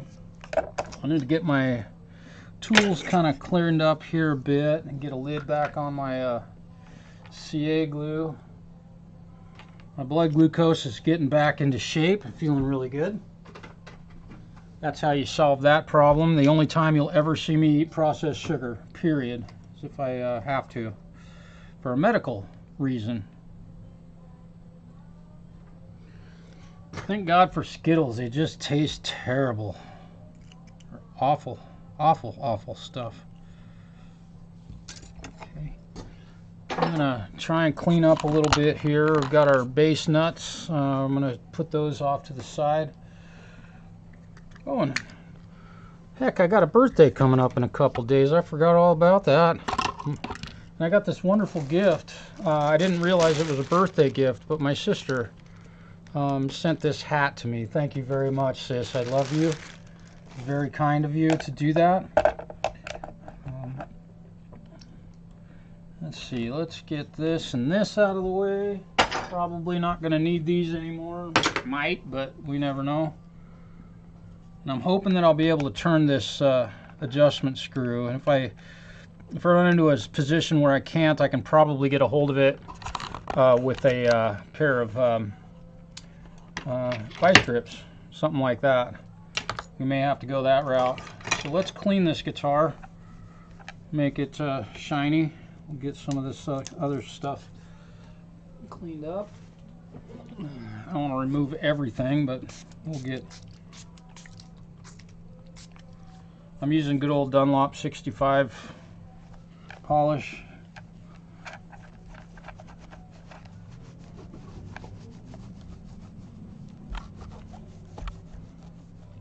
I can loosen the truss rod, or I can't tighten the truss rod anymore at this point. So we're hoping that our neck relief is okay, and if it's not, we'll have to deal with it because I've bottomed that out.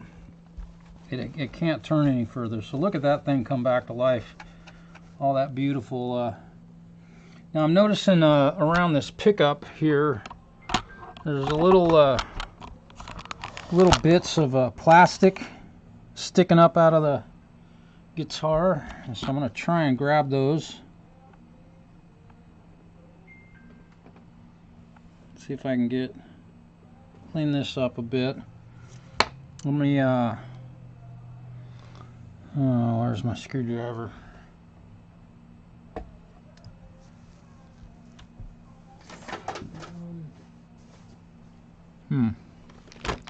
Interesting. I have way too much stuff on my bench right now. I'm trying to get some of this stuff cleared up. Let's see, this 3 mil. Is that a 2 mil? No, it's a standard. One thing is, if you got two sets of Allen keys, you start pulling them out from standard and metric, and you'll get them mixed up, and you won't really know what's what.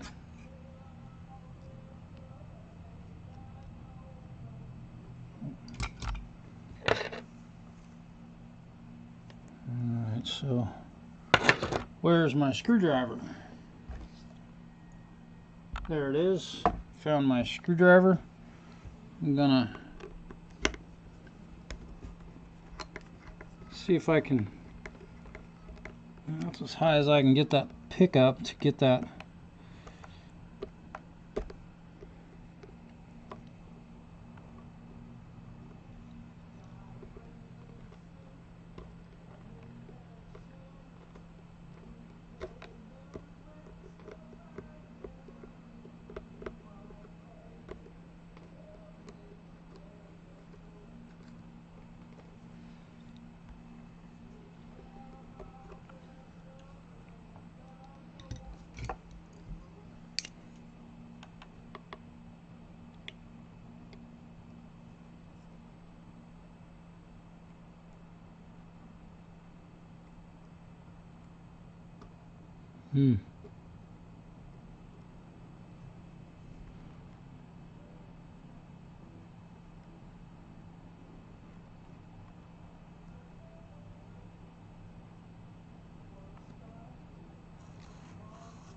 There we go.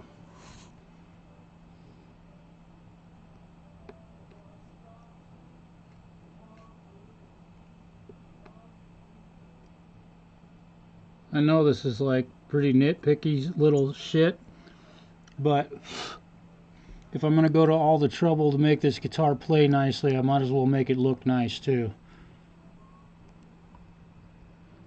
A lot of extra little effort going into this thing. Because this stuff just looks terrible.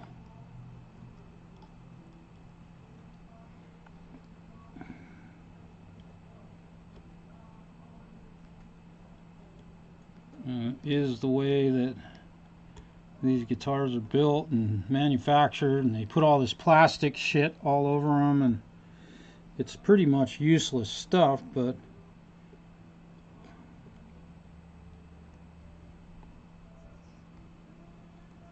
there we go.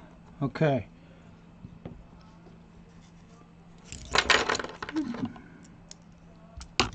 Well, let's drop this pickup back down.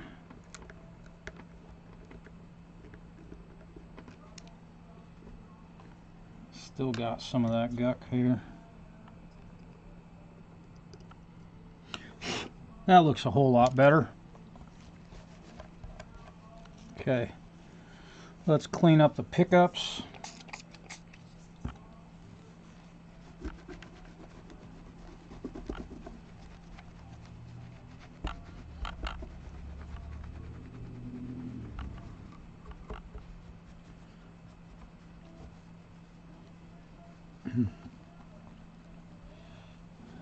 Had a gig Friday. I don't think I mentioned that. Boy, we had a great time. The audience at Barley Brown's was just fantastic. Had such great interaction with everybody. The band played really tight. We were all a little bit nervous because we hadn't played together in a long time. And I gotta tell you, it was a lot like riding a bike. We hadn't been able to rehearse due to schedules and just nobody having enough time, and we kicked some butt. It was really fun.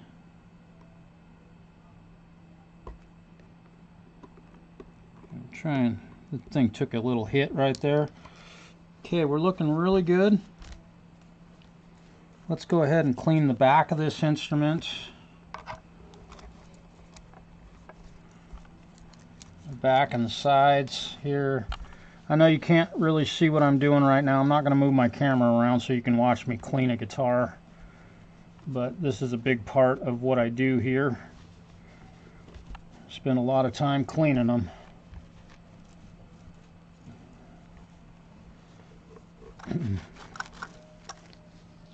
Alright. Clean the back side of this. Get all my fingerprints off of here. This came in without a back plate, and if you own a guitar like this, I recommend that you take the back plate off and just leave it off for the remainder of the life of your guitar. They are kind of uncomfortable in some cases when you're playing. and they're unnecessary, 100%. They just make the guitar look nice. That's all there is to it. Let me see. Okay. You're back! I am back. Did you get your laundry all done? Well, Or did your grandma get your laundry all done? going to be eventually. You know I'm going to flip you shit about that from Oh, this yeah. day forward. I know. I wouldn't normally do it, but I'm going to my friend's house tonight. Oh. Yeah. Have you got any You openings just- for guitar? I really don't right now, Mike. Okay. Jeff Grammer. Yeah. Yeah, you could refer him to him. I haven't seen him in a while teaching, have you? I saw him at a gig the other night. I haven't seen him teaching though. Okay. I've referred him to a couple people. All right. Yeah, I just don't have any openings. All right, look at that. It's coming back to life. All right. All right. Let's Now the tuning process begins. the tuning process. That's where stuff gets serious. You'll see what I mean the moment you start turning those machine heads on that.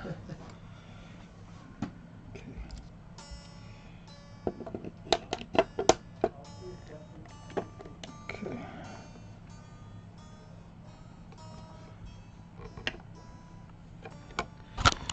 You hear?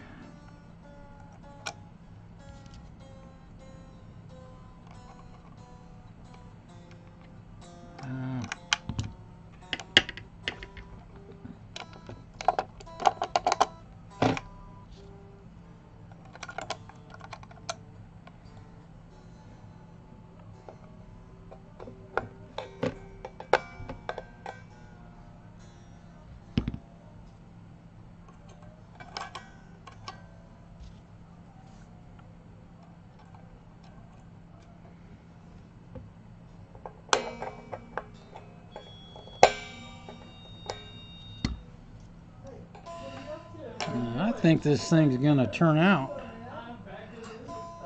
I really think we're gonna make a good guitar out of one that was kind of, unfortunately, a POS. And just gotta tap that thing down.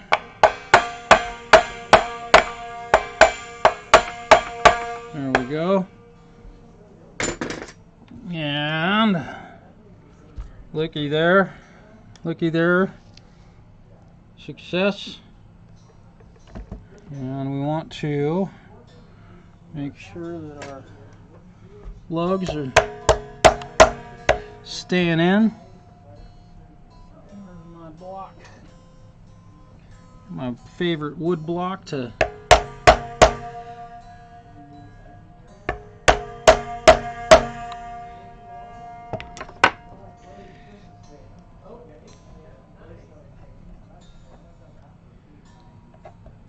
okay. That's working pretty darn good. Let's get some strings on her, see what she does.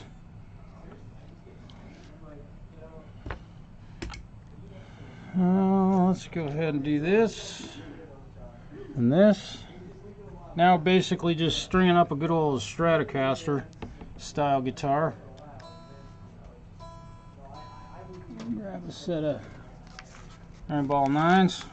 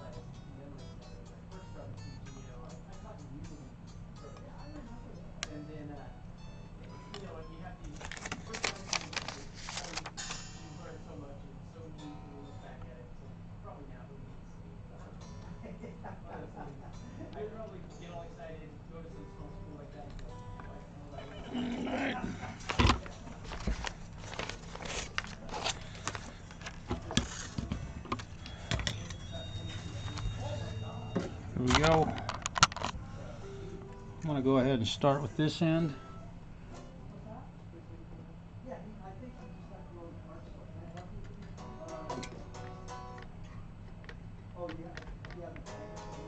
Okay, we're going to tighten up all the hardware on these machine heads first.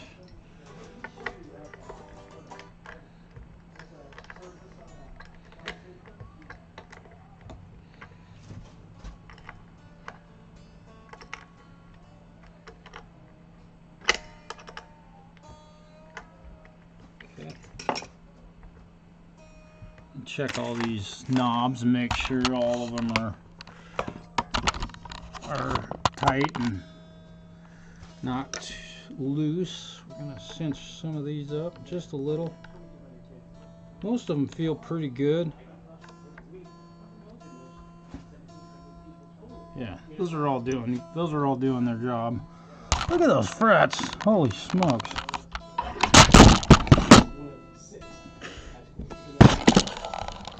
And those speakers. I would love for my bench to be about twice the size that it is, but apparently there's not enough room, right? Okay, so here we go. Locking tuners.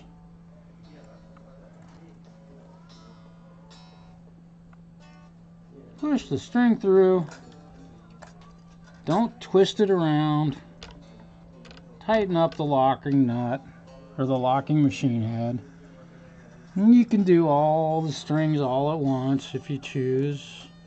Really depends on where the spirit is. Those, but we'll get there soon enough.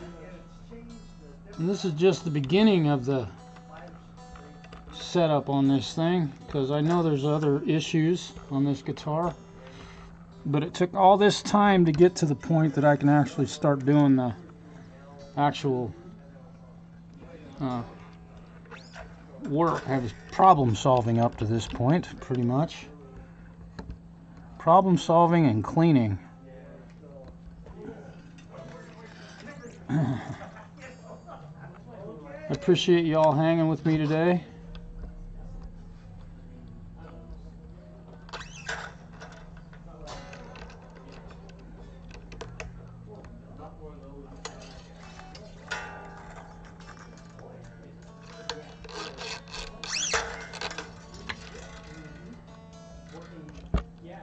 Alright, that's how you do that. Pretty simple, right?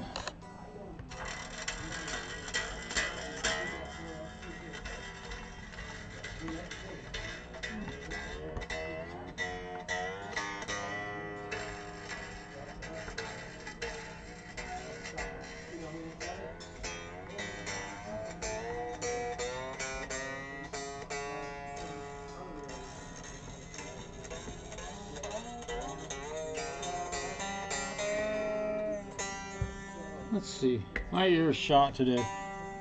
Look at that. Perfect.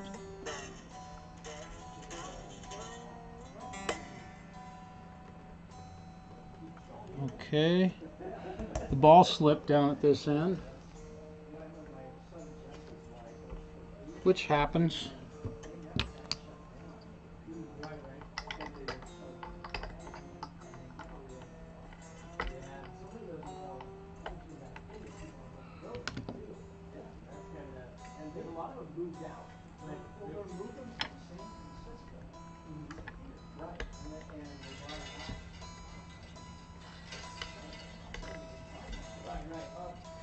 Oh, what's going on here? There we go. So the ball was caught up on the other end of the saddle and it just gave loose, so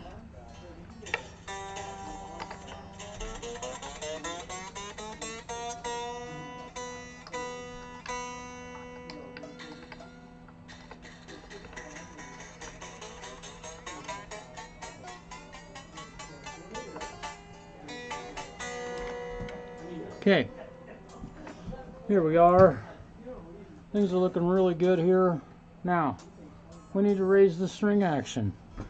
Now here's the quandary when this person, whoever it might have been, stripped this. So I'm gonna hope that I can turn this screw.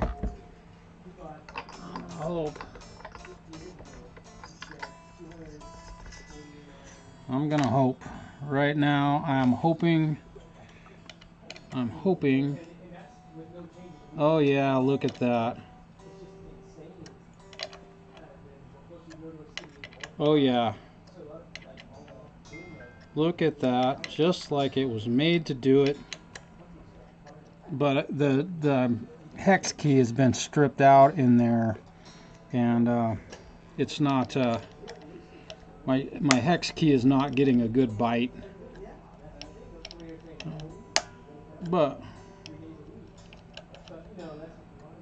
And the post is staying put down flush with the body, so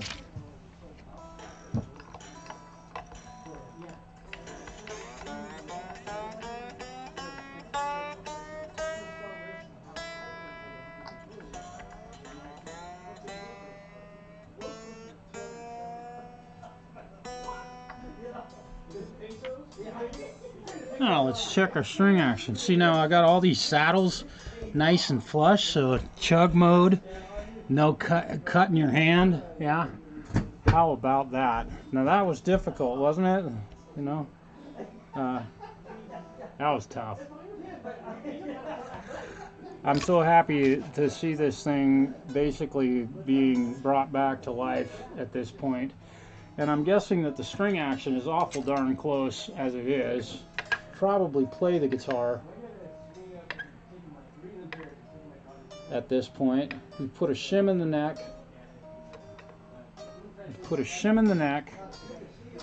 And we've got the neck angle adjusted ever so slightly to make it force these to be raised up so that our saddles are now level. So that is what we are going for. That is always what we're going for. If you set up a Stratocaster and these set screws are coming up out of the top of your saddles, go ahead and put a shim in the neck. Do not be afraid of doing that.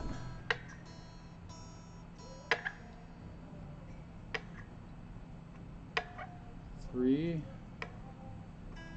So the string action on this instrument is almost dead on right now where it sits.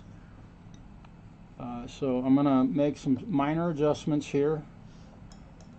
Just real quick, I'm going to check the neck relief next with the 9-gauge strings on it. 3/64, and our low E string is way too low, and I don't know if I have enough thread here to raise it up.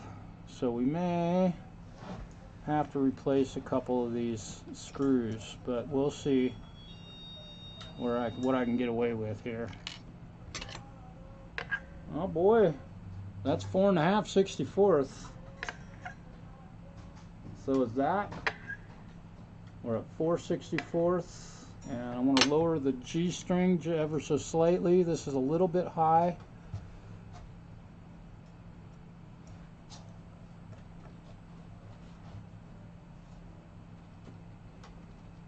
There we go.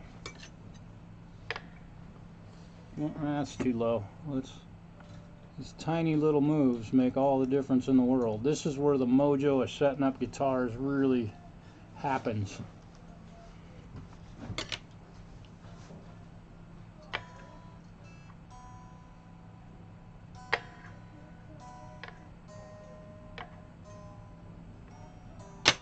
And we're pretty darn close. I'm feeling pretty good about this.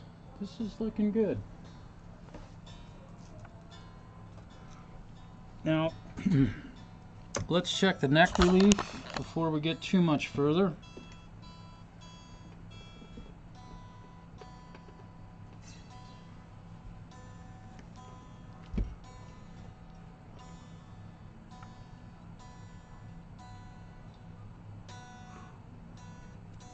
Okay. Now, here's the deal. I can't tighten the truss rod anymore, and the neck relief is it's slightly too much. It's more than I would Do you want, think but we should just wait and see if it? yeah, we're gonna let it sit overnight and see if it bounces back. That's what we're hoping. Man, I reefed on that as tight as I could get it. It ain't going anymore. So unfortunately, this truss rod's done all it can do in one direction. So that's a bummer, but such is life.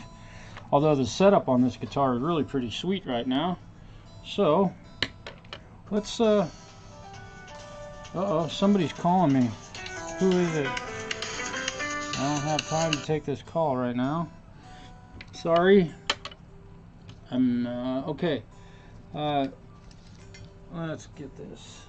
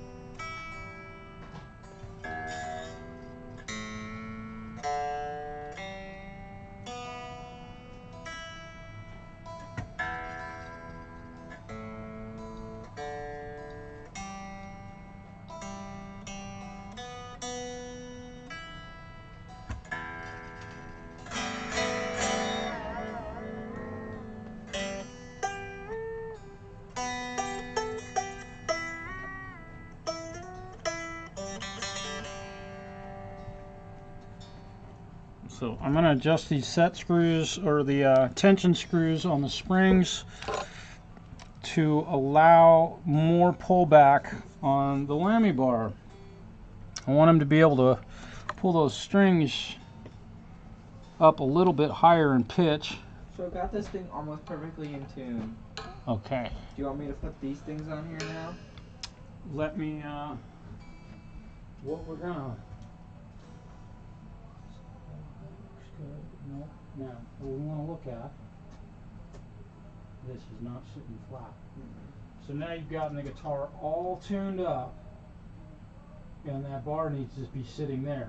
And if you listen, make it flat, right? Mm-hmm. So, what we have to do is in the back of that guitar, we have to adjust those screws like a Stratocaster. So, you need to loosen them. I would go like a full turn, retune the guitar. Okay. And get it in tune and look at where, what you're looking at now is balancing these screws. Yeah. And you got the whole process. You know what's up. You might do that. You might have to do that 10 times. Don't get too aggressive with those screws. You just move them, like count the number of turns on each one and do the same on both of them. Mm-hmm. Tune it up. You know the process. All right.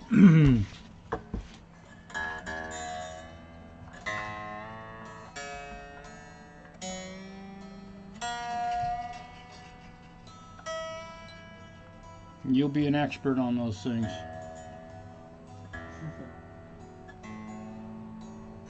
They are not easy compared to almost any other bridge you'll ever work on, but once you get them dialed in, they're done. That thing will stay in tune better than any other guitar on earth.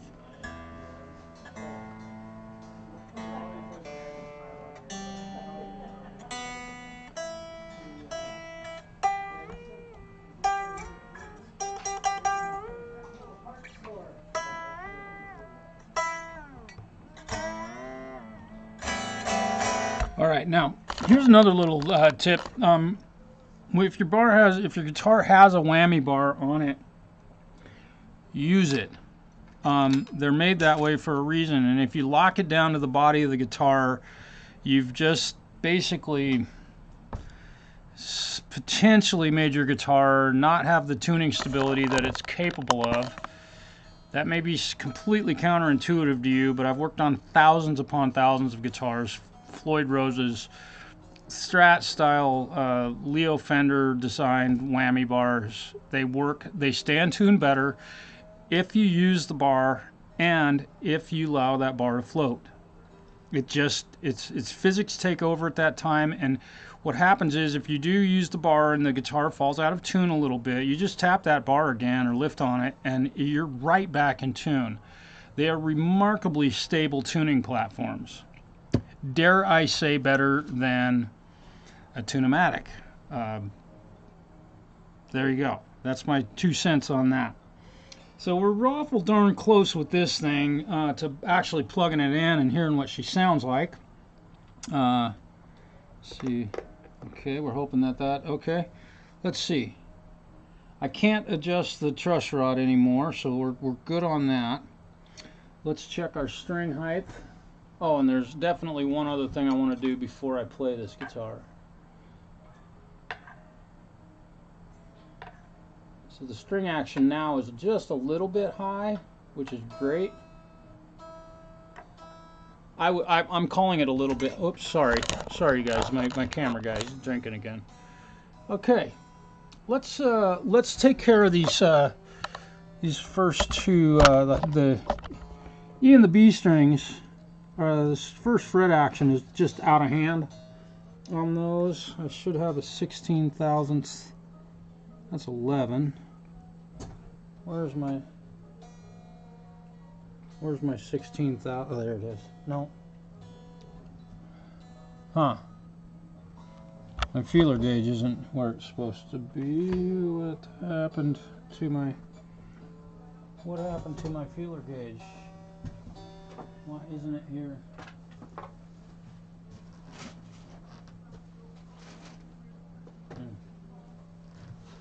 We haven't used it since Friday. Fuck. Where is it? I wish I could work 7 days a week, but I do need a day off once in a while. Damn it. Okay. Damn it. Hmm.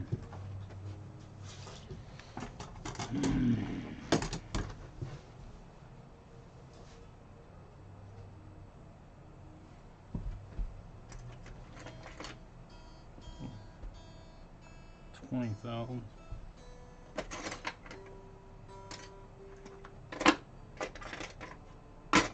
Well, ah, damn it. Ugh. Okay. Well, I knew it was going to come to this, but I'm going to have to start doing it. Damn it.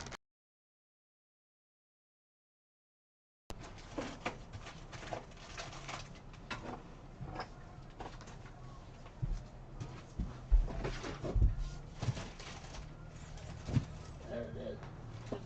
I found it. This is not the right one, but it's close enough. All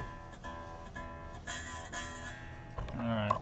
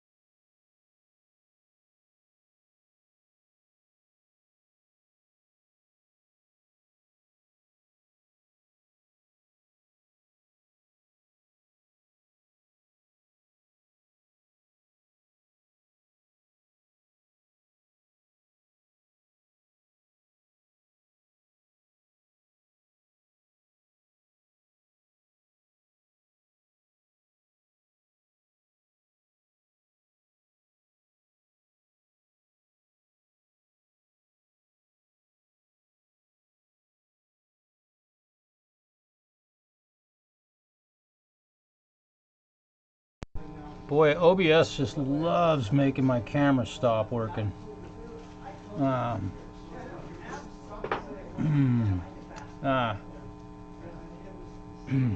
Boy, how annoying. Woohoo!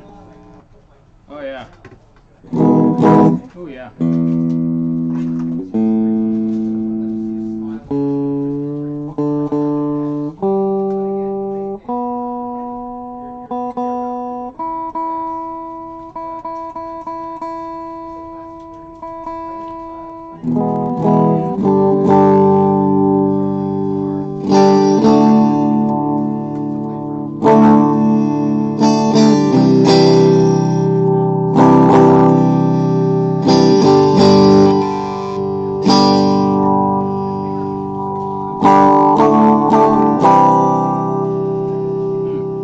Something a little wonky about this tone control.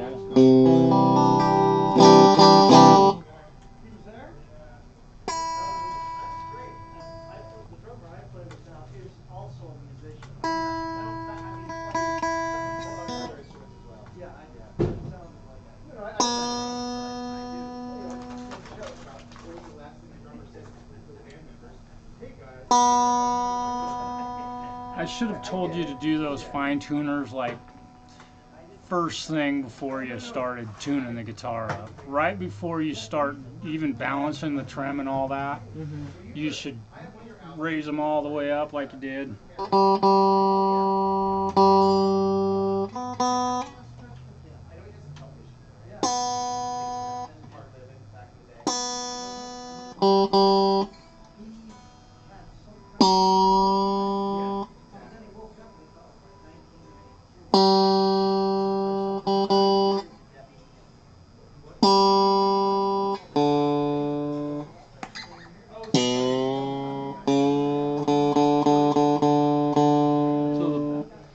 The bridge, where the strings that go through the block in this guitar, those strings, the ball ends are hanging up on something in there.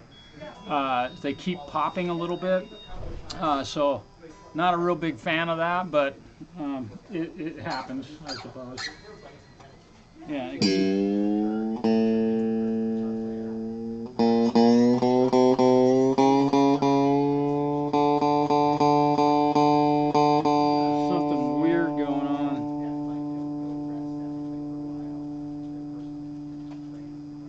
Like the pick guard.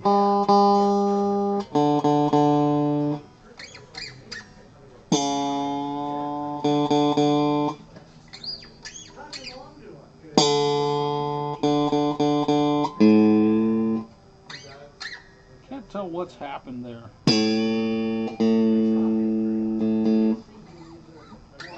Seems like everything just keeps shifting a little bit. Something down here shifted.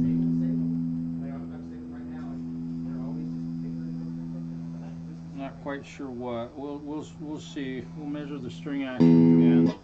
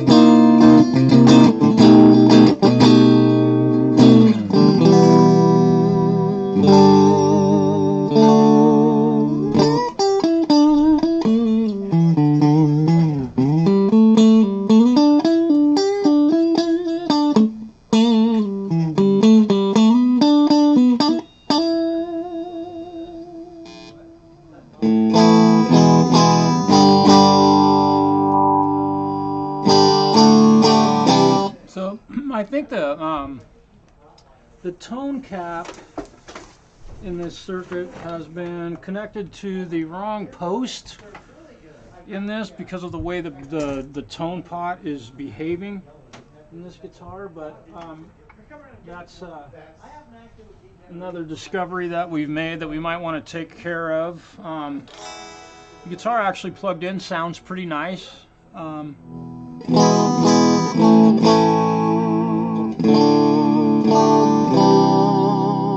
the vibrato bar is working really nicely.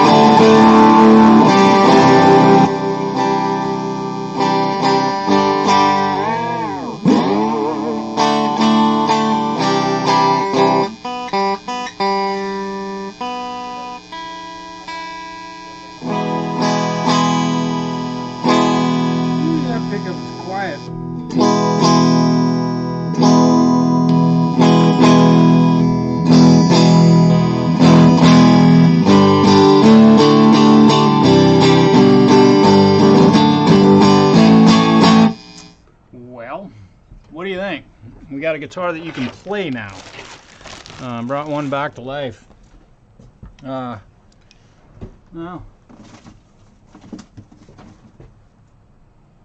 at least that was in it. Did you see that? God. Somebody put that in there as a shim. Why? I don't know. There was our shim in the neck. Okay, you guys. So we brought one back to life today. I've got some more work to do on the electronics on this guitar to figure that out. And I want to look into some shifting that I'm thinking is happening down here in the bridge. And we'll solve that soon enough. But if I sent this guitar home to this kid today, he would absolutely love it. But we want to make it absolutely right. So, yeah. Hey, thanks, Hugh. Yeah, this thing kind of turned into a pain in the neck. I was expecting nothing less. Joey, Yes. how is that thing? Are you feeling good about it? Let me borrow that piece of Might crap. not be perfectly in tune. Is it? It might not be. Okay. It's pretty close. Ooh, look at that. The dude that owns this guitar is watching right now. Right? Or he owns half of it anyway. That's funny. Let's see what this thing does. Yep. Wow. That could have been bad. Okay, so wow, the output jack on that old Sterling ain't no joke. It does not want to come unplugged. That's awesome. Well, what's the first chord I should play on this, Mr. Richard? You tell me. Oh, I just noticed something, Joey. Yes. Check the guitar strap, the strap locks. Were they all loose? Well, this one's definitely loose. You always snug them up till the felt usually gets squished pretty good. I didn't check this one, but I'm just going to put a screwdriver on it. That one's pretty good. That's usually the one that's loose. Dude, that looks great. That just looks perfect. Let's check our tuning.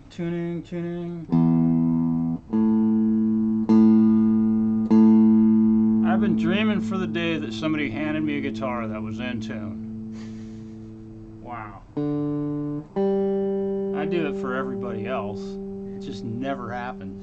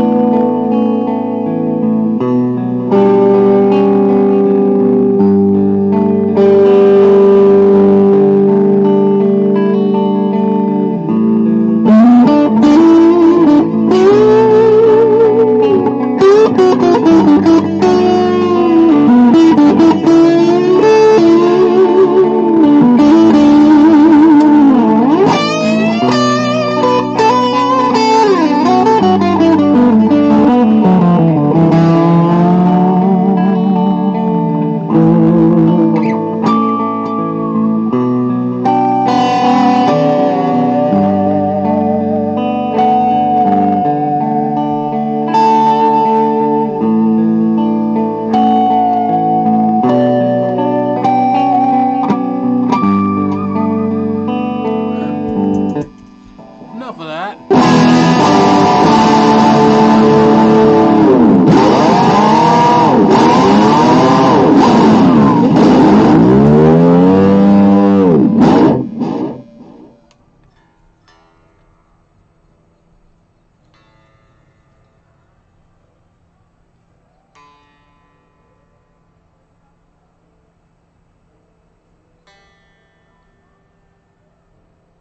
Okay.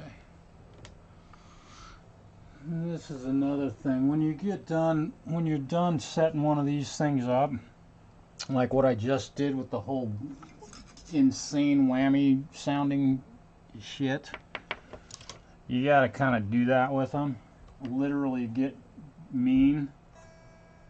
Where's my 3 mil? There it is. And then readjust the fine tuners, because you'll end up out of room to adjust them.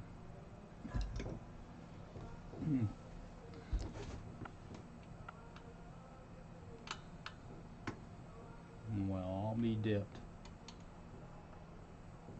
Wait a minute. That's a standard. That's what went wrong there. Uh-huh. That's what happens. Put the metric in the standard case.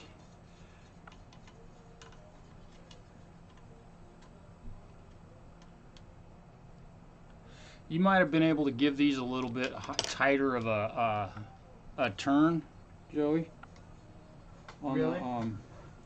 You might have been able to cinch these up a little bit more. Okay. Yeah, you can. They were good. They were probably holding. Don't be afraid to give them a little bit more. I always say it's not an Arnold Schwarzenegger moment, but it definitely could have probably given them just a little bit more.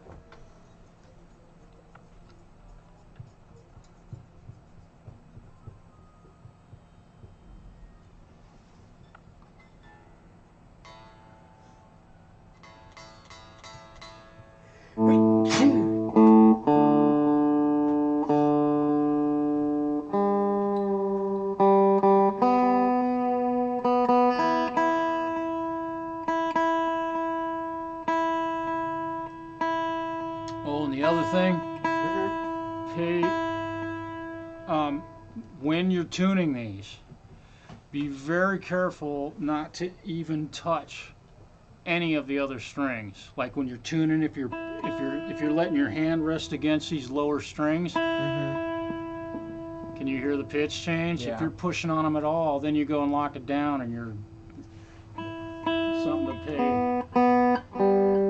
It just makes the tuning accuracy a little bit more. I do it. I catch myself doing it still because I tune so many other styles of guitar. But you should do that also on Strats and things that have whammy bars. Just like, don't touch anything.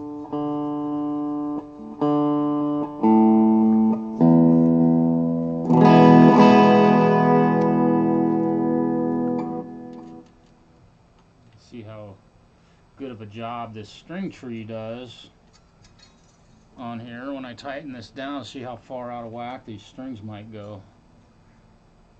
Usually the string tree does a pretty good job of keeping them from falling out of tune.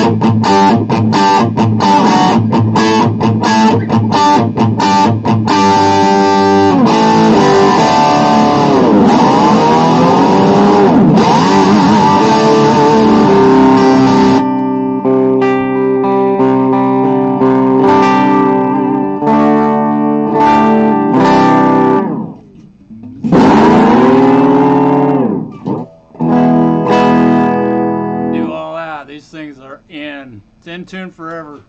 You'll never have to tune this, Richard, I promise.